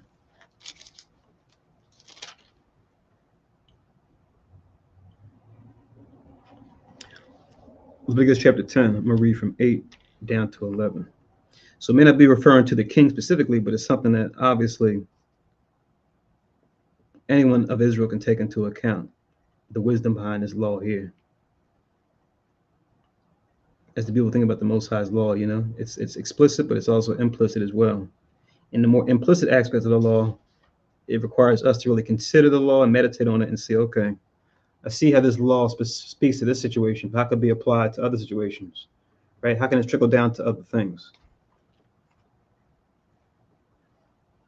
So Leviticus chapter 10, I'll read from 8 to 11 to link with 1 Kings 16 and 9. It reads, Leviticus chapter 10 and verse 8, and Yahweh spake unto Aaron, saying, Do not drink wine nor strong drink, thou nor thy sons with thee, when ye go into the tabernacle of the congregation, lest ye die.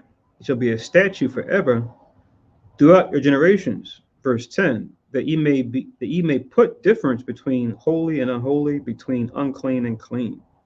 11, and that ye may teach the children of Israel all the statutes which Yahweh hath spoken unto them by the hand of Moses. You see that?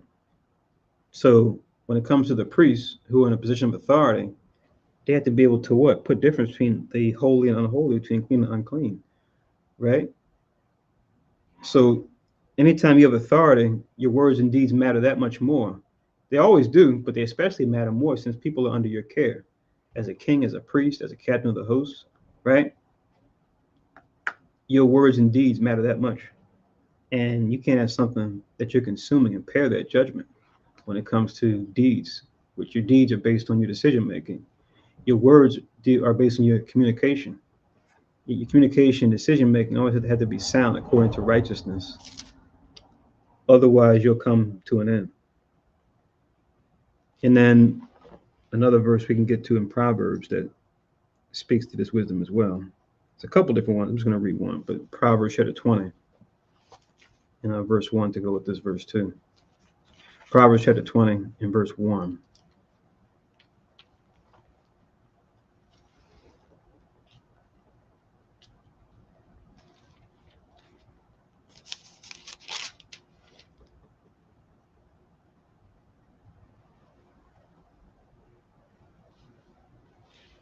Proverbs chapter 20 and verse 1, it reads, Wine is a mocker, strong drink is raging, and whosoever is deceived thereby is not wise. So clearly we see this was something that played into Baasha's son, not taking into account here. And then Zimri was able to take advantage of it.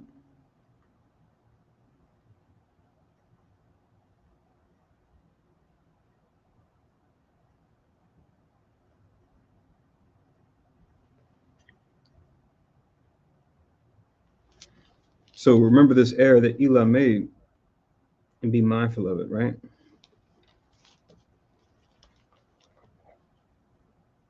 So let's go back to 1 Kings 16. Let's continue on in verse 10. It says in 1 Kings 16:10, and Zimri went in and smote him and killed him in the 27th year of Asa, king of Judah, and reigned in his stead. So we still got Asa's reign, right? But we got the musical chairs, so to speak, with the northern kingdom at this point. So let's see how this Zimri, captain of half his chariots, as far as the line of Baasha and Elah, let's see how he fares. So now we're in 1 Kings 16:11. It came to pass when he began to reign, as soon as he sat on his throne, that he slew all the house of Baasha. We already touched on that, and facing a similar fate as Jeroboam did, right? He left him not one that pissed against the wall, neither of his kinsfolk, nor of his friends even. Wow. So not even like sons, and when he pisses on the wall, meaning like, sons to carry on his lineage. Even family and friends, they had to go too. Wow. 12. Thus did Zimri destroy all the house of Baasha according to the word of Yahweh, which he spake against Baasha by Jehu the prophet, right, which we read above.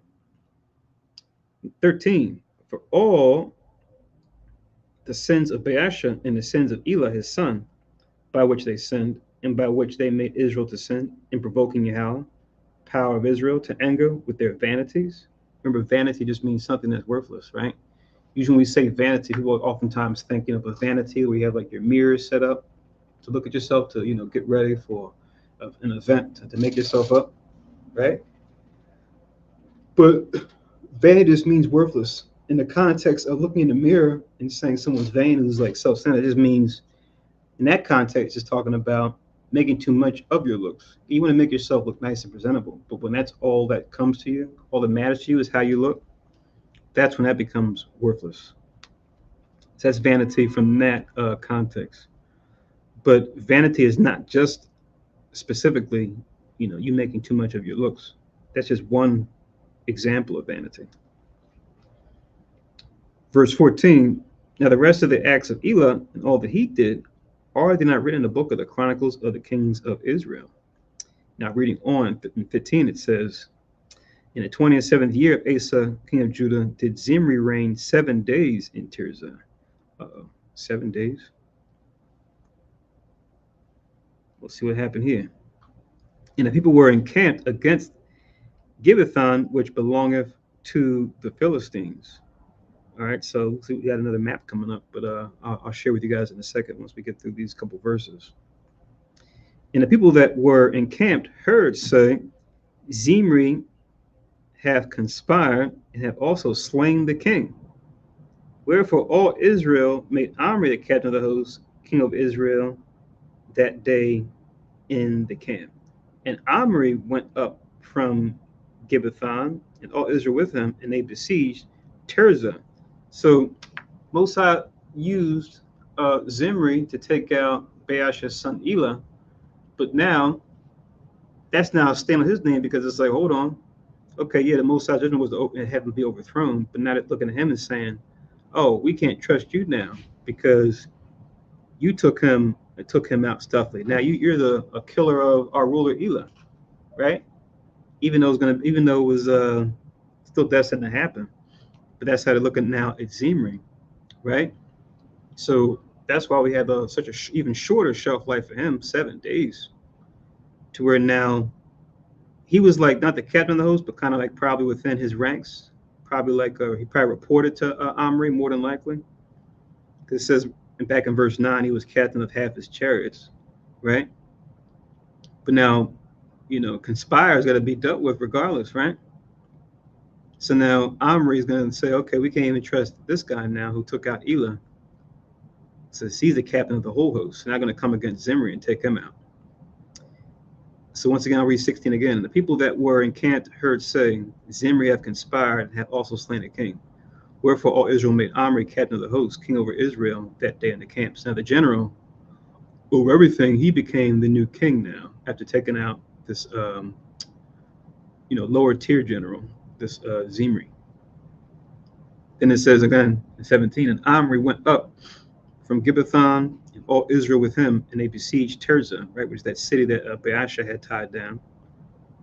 And it came to pass when Zimri saw that the city was taken, that he went into the palace of the king's house, and burnt the king's house over him with fire and died.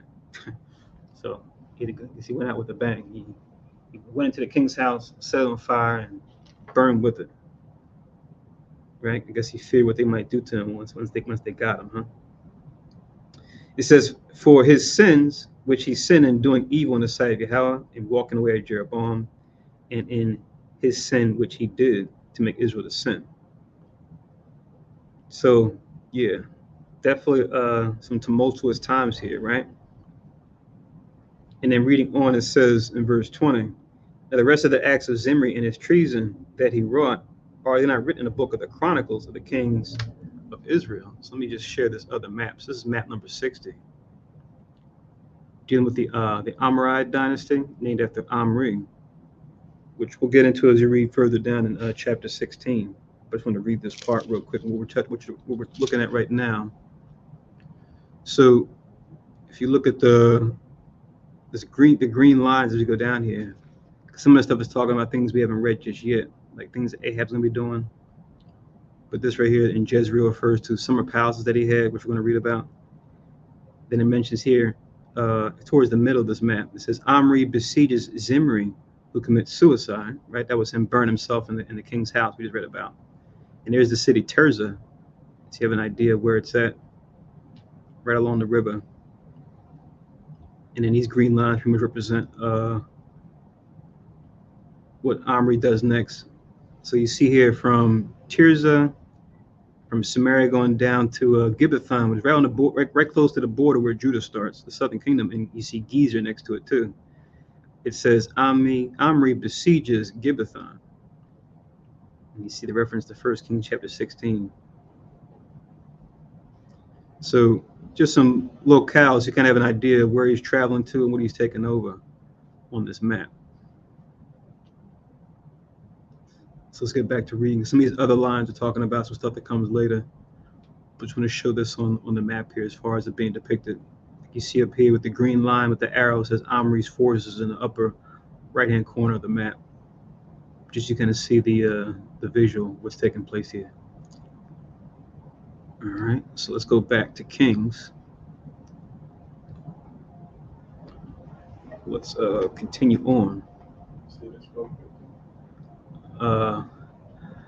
I see that Ratazian says, asking if that being a righteous suicide. I'm going to say no from what I'm seeing here, because of the way he went about taking Elah out, right? Because we see where David could have done a similar thing to Saul in his error, right? But now he still said, you know what? Let the Most High be the one to take him out, right? Or there could have been other ways to exercise getting Elah out of that picture. But now, oftentimes, wickedness, it'll follow someone where if you already have wickedness about you and you're doing wicked ways, things you're going to do are going to catch up with you, whether it be at the hand of someone else that's righteous or at the hand of someone else that's wicked.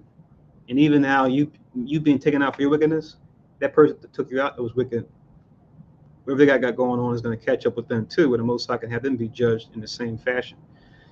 It's just like we see rise and fall of empires of other nations. We see it here even when it comes to the scale of our own people rising and falling, as far as how it happens, and how the same way a person falls, you could say the same way a person comes into power will be the similar way a person falls as well. And that's what we see here in the case of this Zimri.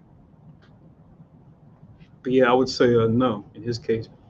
You know, burning himself alive in the king's palace.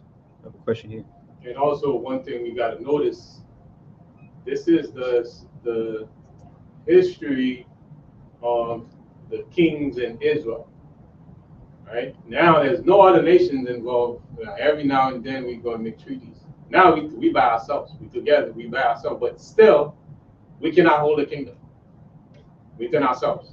We have the kingdom of Israel here, Judah there with their kings. Still, we're not able to hold it up. Why? Because we're not ruling according to the law, statutes, and commandments of the Most High. So whether it's another nation, whether it's us, as long as we're not ruling according to the Most High, there's no way we can make anything happen. Right. So even until now, even if Esau were to leave us alone, go somewhere and try to, if it's not under the Most High's law, we're not gonna prosper. Come, well put. We got another comment here from Righteous Kingdom. I think that's the elder. He could have thought he was going to escape and fool the people that he died in the fire, yet the Most High smote him in the fire. Huh.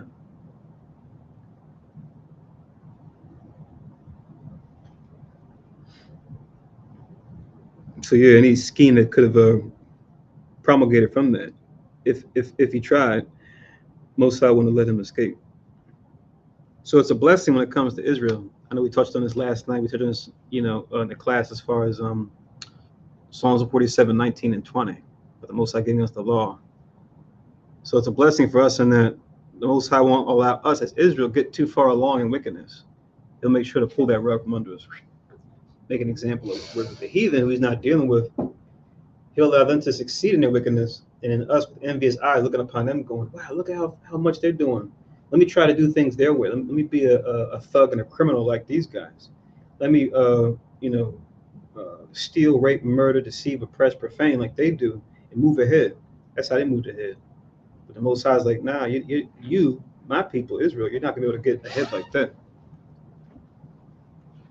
And the proof's in the pudding. We're reading it right here. So I can't emphasize Romans 15:4 enough. As we go through Kings, things are in the foretime, written for our learning, that we through patience and comfort of the scriptures might have hope.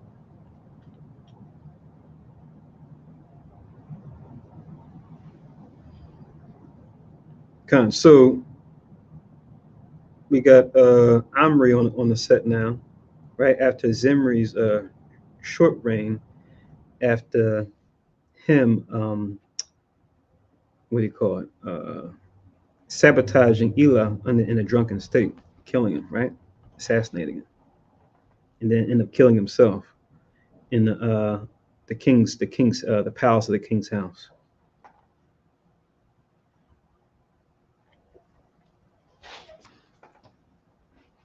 Yeah, so I see the question. I'm thinking about the question too that Artesian posted. It might be similar to like what we. It's not the same why behind like what Razzies did in the time of the Maccabees, right? Where he threw himself out of the towers. He knew the Greeks were coming, right? Because him being a righteous man, that was different. Whereas with this, Zimri had done wrong to get his authority, and now he's going to try to do wrong as far as taking himself out, not wanting to face that justice or be dealt with by Omri, the captain of the host. So yes, it's not the same. And if there ever is a question, just look at the why behind what people are doing, right? That's oftentimes a key, the motivations behind why people do what they do, because you can see two people doing the same as far as their behavior, but the why, the motivation behind that behavior, whether it's be words or deeds, could be different. When you can discern both of those, that's what gives you discernment to say, yeah, this person was in the right, this person was in the wrong. Khan. And then Thuata Aqua, she has a link with Ezekiel 44 and 21. Connect that with 16 and 9 about the drinking. So it's like they're both evil, they're both wicked in that case, for Zimri as well as Elah. So Ezekiel 44 and 21 to go along with Proverbs 20 and 1 as well as Leviticus 8 and 11. So a Thuata for that Aqua.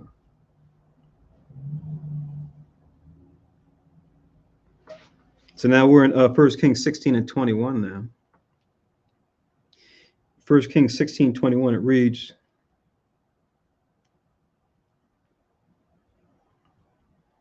then were the people of Israel divided into two parts. Half of the people followed Tibni, the son of Ginath, to make him king, and half followed Omri. So you have this Tibni, son of Ginath, had a following, as well as the captain of the host, who was Omri. It says in verse 22, but the people that followed Omri prevailed against the people that followed Tibni, the son of Ginath. So Tibni died and Omni reigned, right? So, with any coup, with any with any overthrow, any overtake, you always will have one at least, sometimes two or three, even more, to compete, right? Even like we see that today with different elections, right? They're supposed to be done democratically, but then you always have oppositions to say, well, hold on, I'm known for this, I'm known for that. I want to be the person, right? We see this every 2 years, every 2 years for the Senate. 2 years for representatives. We see it, every 4 years for the federal branch, the executive branch, right? They end up having a primary, and then after the primary, you have, the finals pretty much that goes for the red team and the blue team, right?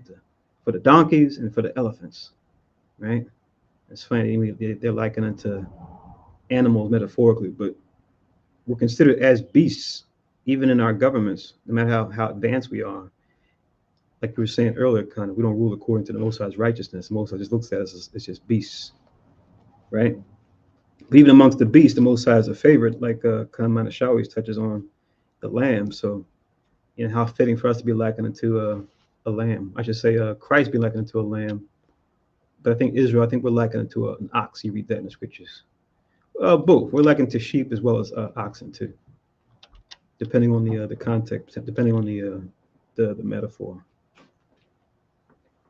So yeah, we're supposed to be upright, but we go on all fours, figuratively, when we don't deal with the Most High's law, like a beast would. So Omri's got the seat now. Let's go on in verse 23. In the 31st year of Asa, king of Judah. So Asa is still doing his thing, right? Like we said, when you weigh Asa's deeds in a balance, yeah, he had that blemish for leaving the high places, and then later on at the end of his life, but pound for pound, he's doing pretty good, right? Compared at least to the northern kings at this point. It says in verse 24, began Omri to reign over Israel 12 years. 6 years reigned he in Tirzah. He reigned for 12 years, and it says half of those years he reigned in the city of Tirzah, which we showed on the map. 24, and he bought the hill Samaria of Shemar for 2 talents of silver, and built on the hill, and called the name of the city which he built after the name of Shemar, the owner of the hill, Samaria. I think I have my side caption in my Bible, Shomeron, as far as how to say it in the Hebrew. See, this is where we get the beginning of it being called Samaria, as far as referring to the top part of Israel, right? Jump way forward in the future when we talk about Christ and who he goes to teach. It says, "Go not in the way of the Gentiles into any city of the Samaritans enter you not," referring to those who live in the northern part of Israel, even though it was under different rulership at that point. This goes back to the beginning of when it was first named Samaria, and how it was known as like a key place when it came to the northern kingdom and their establishment and their rulership. Oh boy, I'm reading 25 now.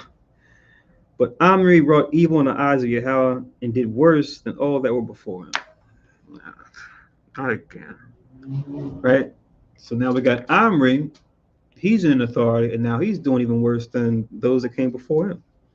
So all this during King Asa's reign, these different rulers coming up and being brought down back to back to back. Wow.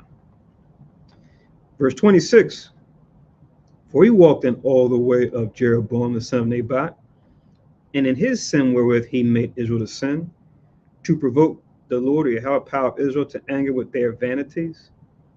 So yeah, he did pretty bad too. Now reading on in verse 27, it says, now the rest of the acts of Omri which he did, and his might which he showed, are they not written in the book of the Chronicles of the kings of Judah? And then reading on, it says, so Omri slept with his fathers and was buried in Samaria. And then it says, and Ahab his son reigned in his stead. So now Ahab, he's going to be the next key figure king we're going to read about. We get further on in the Kings, just like Josaphat's going to be the next one up after we finish this reading in Kings. For the south, Josaphat's going to have certain feats he's going to do And then Ahab's going to have certain feats he's going to do, which we'll touch on some of them here that are unfortunate. But, he's going to be an interesting character as you read about going forward as well. Because now we're getting into the time frame of, we're not going to read about it today, but we come back to Kings, getting into Elijah the Tishbite, right? The righteous prophet who, arguably probably one of the more famous prophets, right? We read about that we can get inspiration from. He's going to come on the scene during his reign, during his Ahab's reign, as well as Jehoshaphat's reign. Ahab in the north, Jehoshaphat in the south. And also, we cannot expect anything to come out of the successor, because violence, the kingdom got by violence. So he went to cruelty, trading, being a trader, and he got it by cruelty. So he's gonna rule by cruelty. Somebody else gonna catch him and kill him by cruelty. So now things became unraveled for him. I'm glad you mentioned that, because you're talking about Zimri, right? So another link for Zimri just came to mind. We always quote it, but I didn't even think of it until now. Go out. Ecclesiasticus chapter 10 and verse 8. So you said earlier, you said, hey, look, this is just us. We can't be like, oh, the conquistador, oh, the Englishmen, oh, the Dutchmen, they're oppressing us. Oh, the Frenchman, is he getting us? It's like, no, this is all us, man. Each other. This is all on you, bro. We were talking about last night. Among my people are found wicked men. And as the ruler is, so are the people, right? And so are the officers, let alone the people. So it's like, oh wow, so he's the person in charge. That's how he gets down. All right. I guess I want to move ahead. I gotta be the same way. And not want to take responsibility. That's another wickedness in itself, Mm-hmm. Trying to best to play the victim. I'm the innocent. Look what they done to me. See? It's not me. I tried. No, you ain't tried anything. You just play the both sides. Right. Using what they're doing to you as a scapegoat, but not want to own up to the originally we messed up from the beginning. That's how they got to us. Mm-hmm. Mm-hmm. Not to say that they don't. Yes, they oppress us. That's without question. But trying to escape responsibility and say, see, it's them. It's not me. It's them, Yeah, man. Gotta ante up, man. Own up. Gotta own up to what you say and what you do. So this is Ecclesiasticus chapter 10 verse 8. So this goes for us too, as we see, not just them, as far as other nations. Ecclesiasticus chapter 10 in verse 8. It reads, because of unrighteous dealings, injuries, and riches gotten by deceit, the kingdom is translated from one people to another. Now, overall, it's talking about nations, but we're going to parallel this and say, yeah, it's translated from one person to another. Because right now, we're still within Israel, within our people, but we can see how it's being handed over from one ruler to another. And Most High has given these men in their house chances, right? From Jeroboam's house to Baasha's house to, well, I don't even say Zimri had a chance. To now Omri, and now we see Omri, he's dropping the ball too. And now we're going to deal with Ahab, see how he does. And he did worse than they did. Jeroboam did. He killed all his family and his friends. Yeah.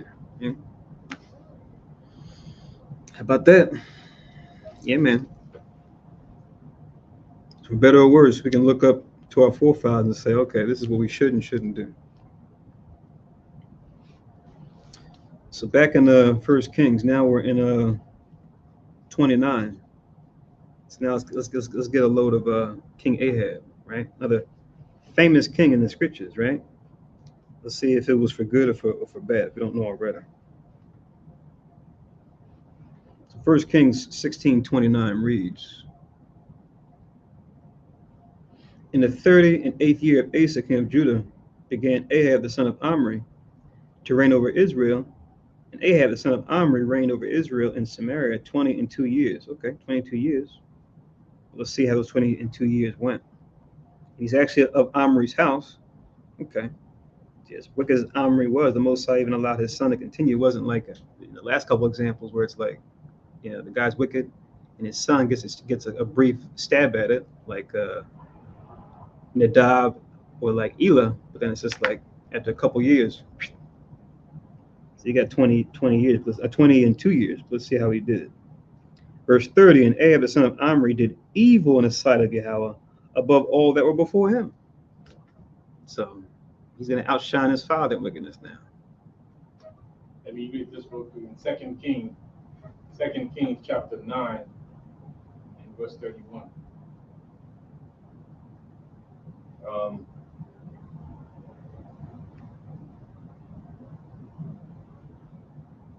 Like the Most I always say, always kill the all the men of the nations when they come, to fight us. Always make sure we kill all the men. Mm-hmm. Right here, Zimri, he did it against the wrong people. You observe the law, but against the wrong people. Right? So he made sure he killed all the family and his friends so that he think his reign would be at peace. Right? Let me read that real quick. 2 Kings 9:31. Wow. And as Jehu entered at the gate, she said, "Had Zimri peace, who slew his master?" Nah, he ain't got no peace. So he slew his master. He think he's in a good case and slew all his family. But the Mosai judgment is going to come upon him. Mm-hmm. Come. So there you go. So that was like in their memories. They use that as like a reference. Remember what happened here, right? What do you think is going to happen to you? Nobody can take me to court. He got nobody left behind. The higher court, yeah. Yeah. No witnesses, right? Yeah. No witnesses against me, right?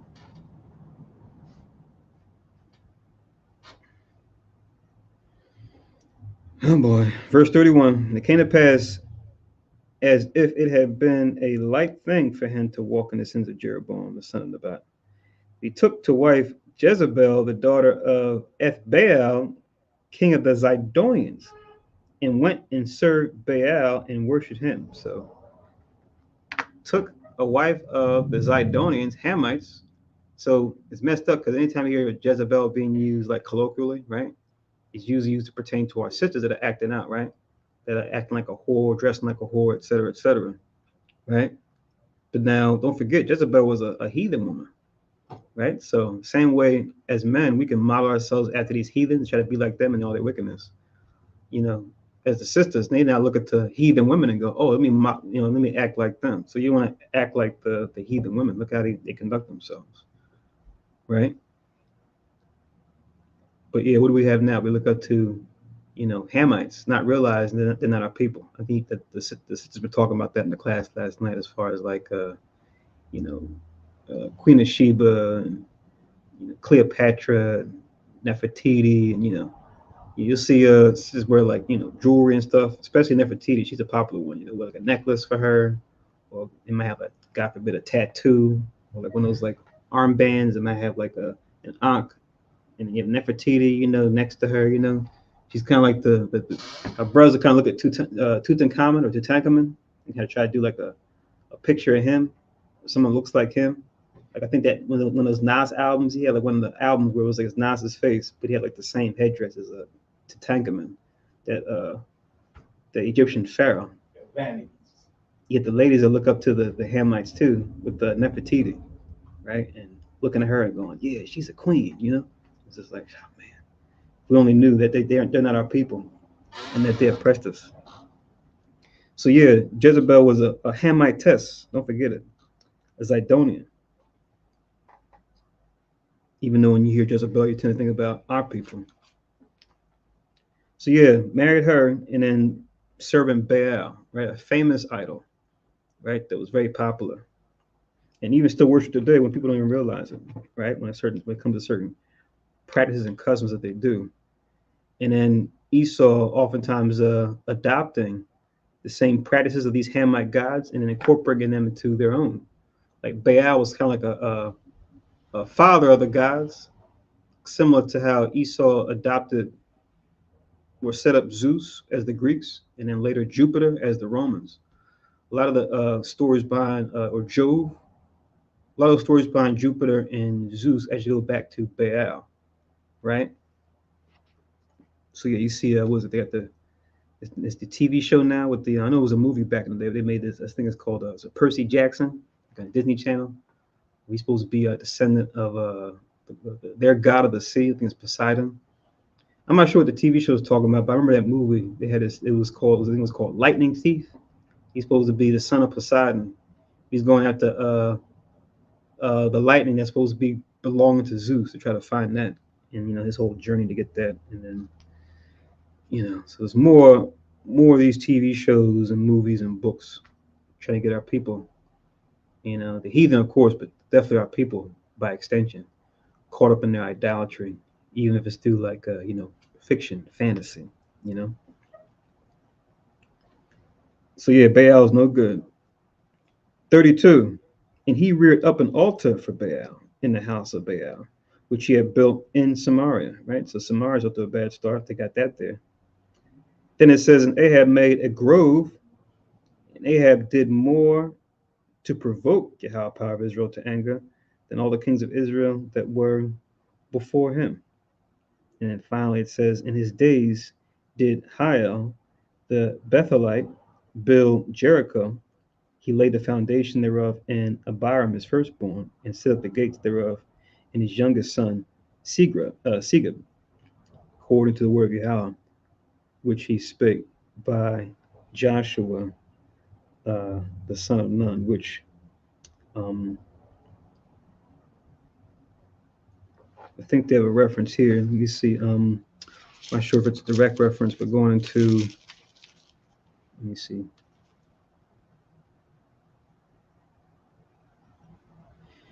Yeah, this is going to come a little bit later when we get into 2 Kings, since next couple chapters are going to be focusing on Elijah and Elisha, and what they're going to be doing as far as stand up against the Ahab and his rulership in his wicked ways. But you can just link 1634. You can link it with 2 Kings.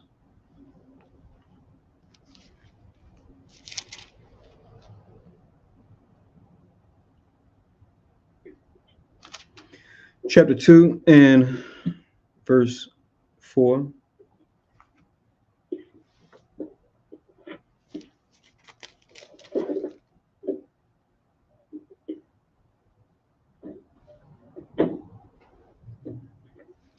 So 2 Kings chapter 2 and verse 4 reads, and Elijah said unto him, Elisha, tarry here, I pray thee, for Yahweh hath sent me to Jericho. And he said, as Yahweh liveth, and as thy soul liveth, I will not leave thee. So they came to Jericho. So these adventures kind of get picked up in these chapters as we go forward. But it's just making a reference to this here because it's going to come up later. And I got another link here. Let me see if this is, because sometimes they're correct, other times they might make mistakes. But let me just, it might just be a reference to the same location in times past. Let me see here. They got a reference here in Joshua.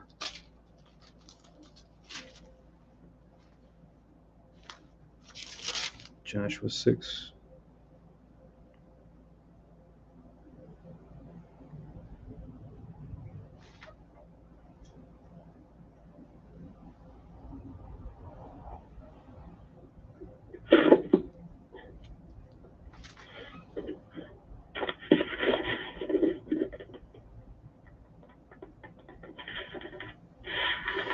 See a connection here to Joshua chapter 6 and verse 26. This is going back to way back when we fought that battle against Jericho, right? And you had Rahab the harlot preserved because she didn't expose them, and she was the one who pretty much gave them the signal as far as how to go in and come out, when to attack, etc., etc. But then they gave her a clue as far as put this down from your window. So when we take over the city, we'll preserve you since you did right by us. But yeah, this is Joshua chapter 6 verse 26 concerning Jericho being built up. So Joshua chapter 6 and verse 26 it reads, and Joshua adjured them at that time, saying, cursed be the man before Yahweh that riseth up and buildeth the city Jericho. He shall lay the foundation thereof, and his firstborn, and his youngest son shall he set up the gates of it. Once again, I won't touch on this too much. When we get further on in the story, we'll see how this plays out.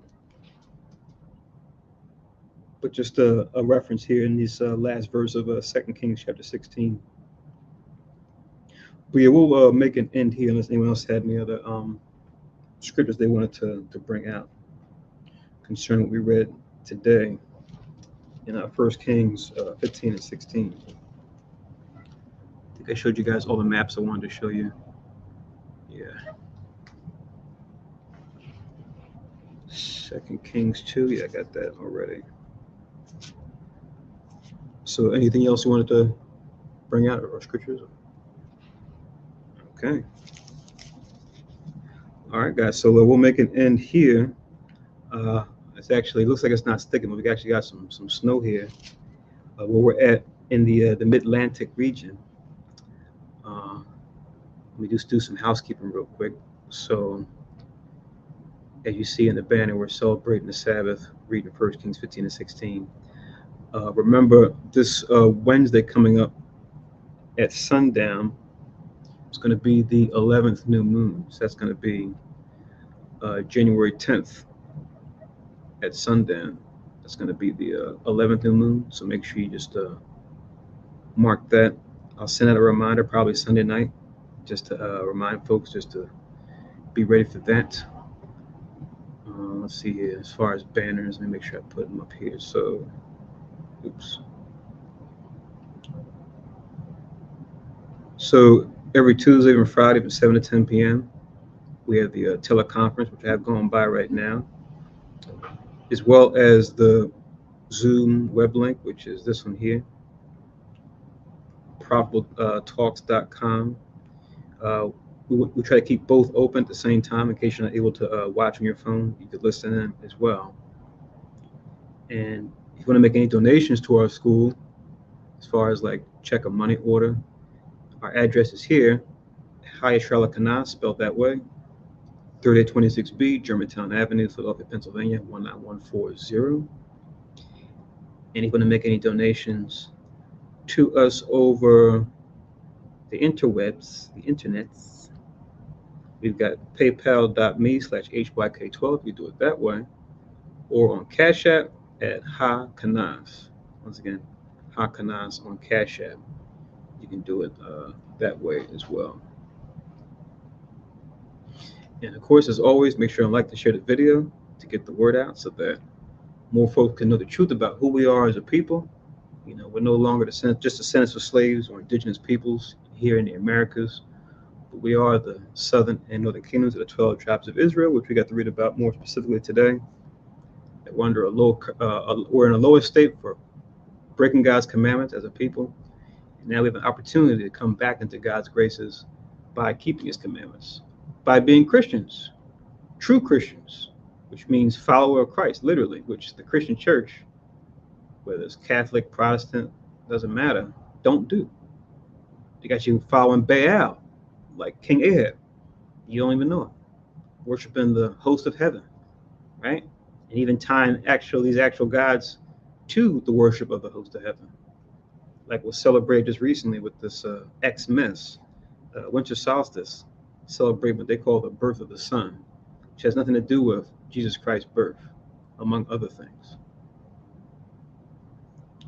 All right. So enjoy the Sabbath, at least the rest of it.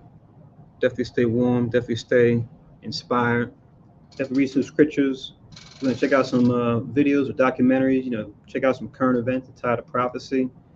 Check out some nature shows. Those things are always good to do while the Sabbath is still going, right? Shows about, you know, the Most High's creation. And I'll give it to Esau, you know, with his films and camera work and cinematography. He does a really excellent job when it comes to, you know, looking at the animal kingdom and zooming in and, you know, studying the habitat of different animals, whether here in Americas or, you know, in Africa or the Middle East or other places, you know.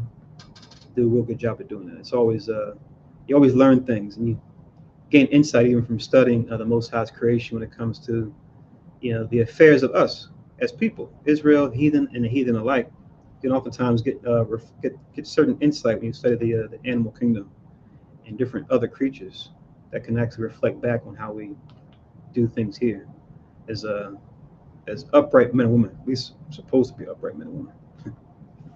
Yeah, one thing Esau failed to realize, the real movie director is the Most High. Mm. He got a movie playing non-stop, 24/7, 24/7 as you move around and roaming around.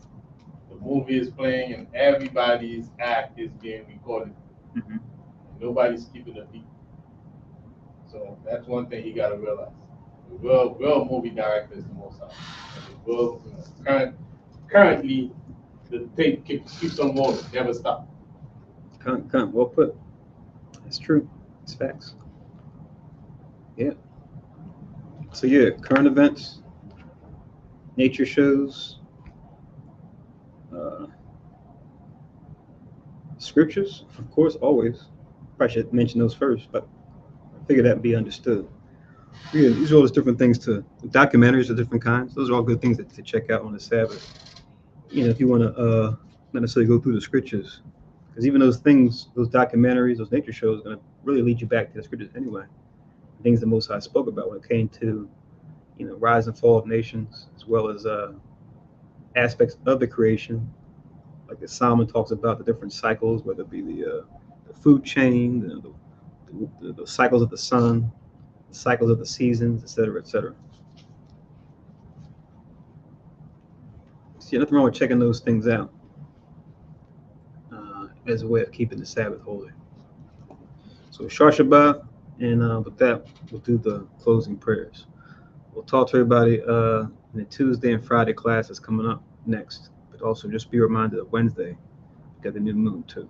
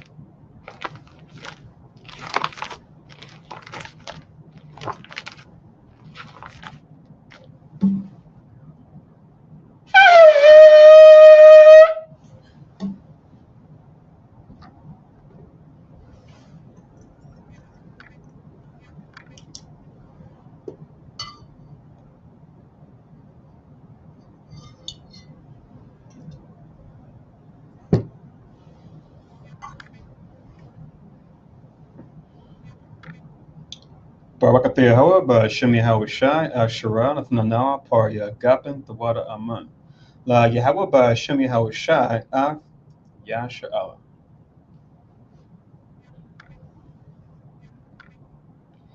English translation. Blessed are you, Yahweh, in the name of Yahweh Shai, that gives to us the fruit of the vine. Thank you, so be it. To Yahweh, in the name of Yahweh Shai, with Israel.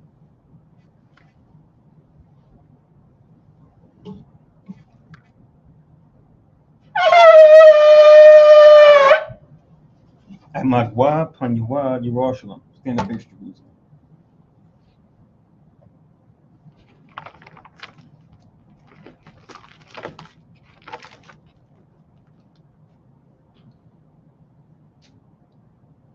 Yahweh, Ba'asham, Yahweh Shai, Babakushai, Shemai, Lanawa, Aitad, Yamyan, Aitad, Shalak, Micah Allah, Waha Allahayam, Tazwadakim, La, Shemar Isle, Barak, Rapah, Magan, Wa Chazayak, Banya, Yasha Allah, Wa Shalak, Lanawa, Rabiam, Kakama, Rabiam, Da'if, Rabiam, Bayanad, Rabiam, Sabalanwath, Rabiam, Amawan, Rabiam, Aqua, Rabiam, Ahabiam, Rabiam, Haganah, Rochanaya, Wasalak, Kal, Katayanawa, La Akim, Wa Akiwa, Wayasha'ala, Damyad, Waiwalam, Ba'asham, Yahawashai, the water, Aman.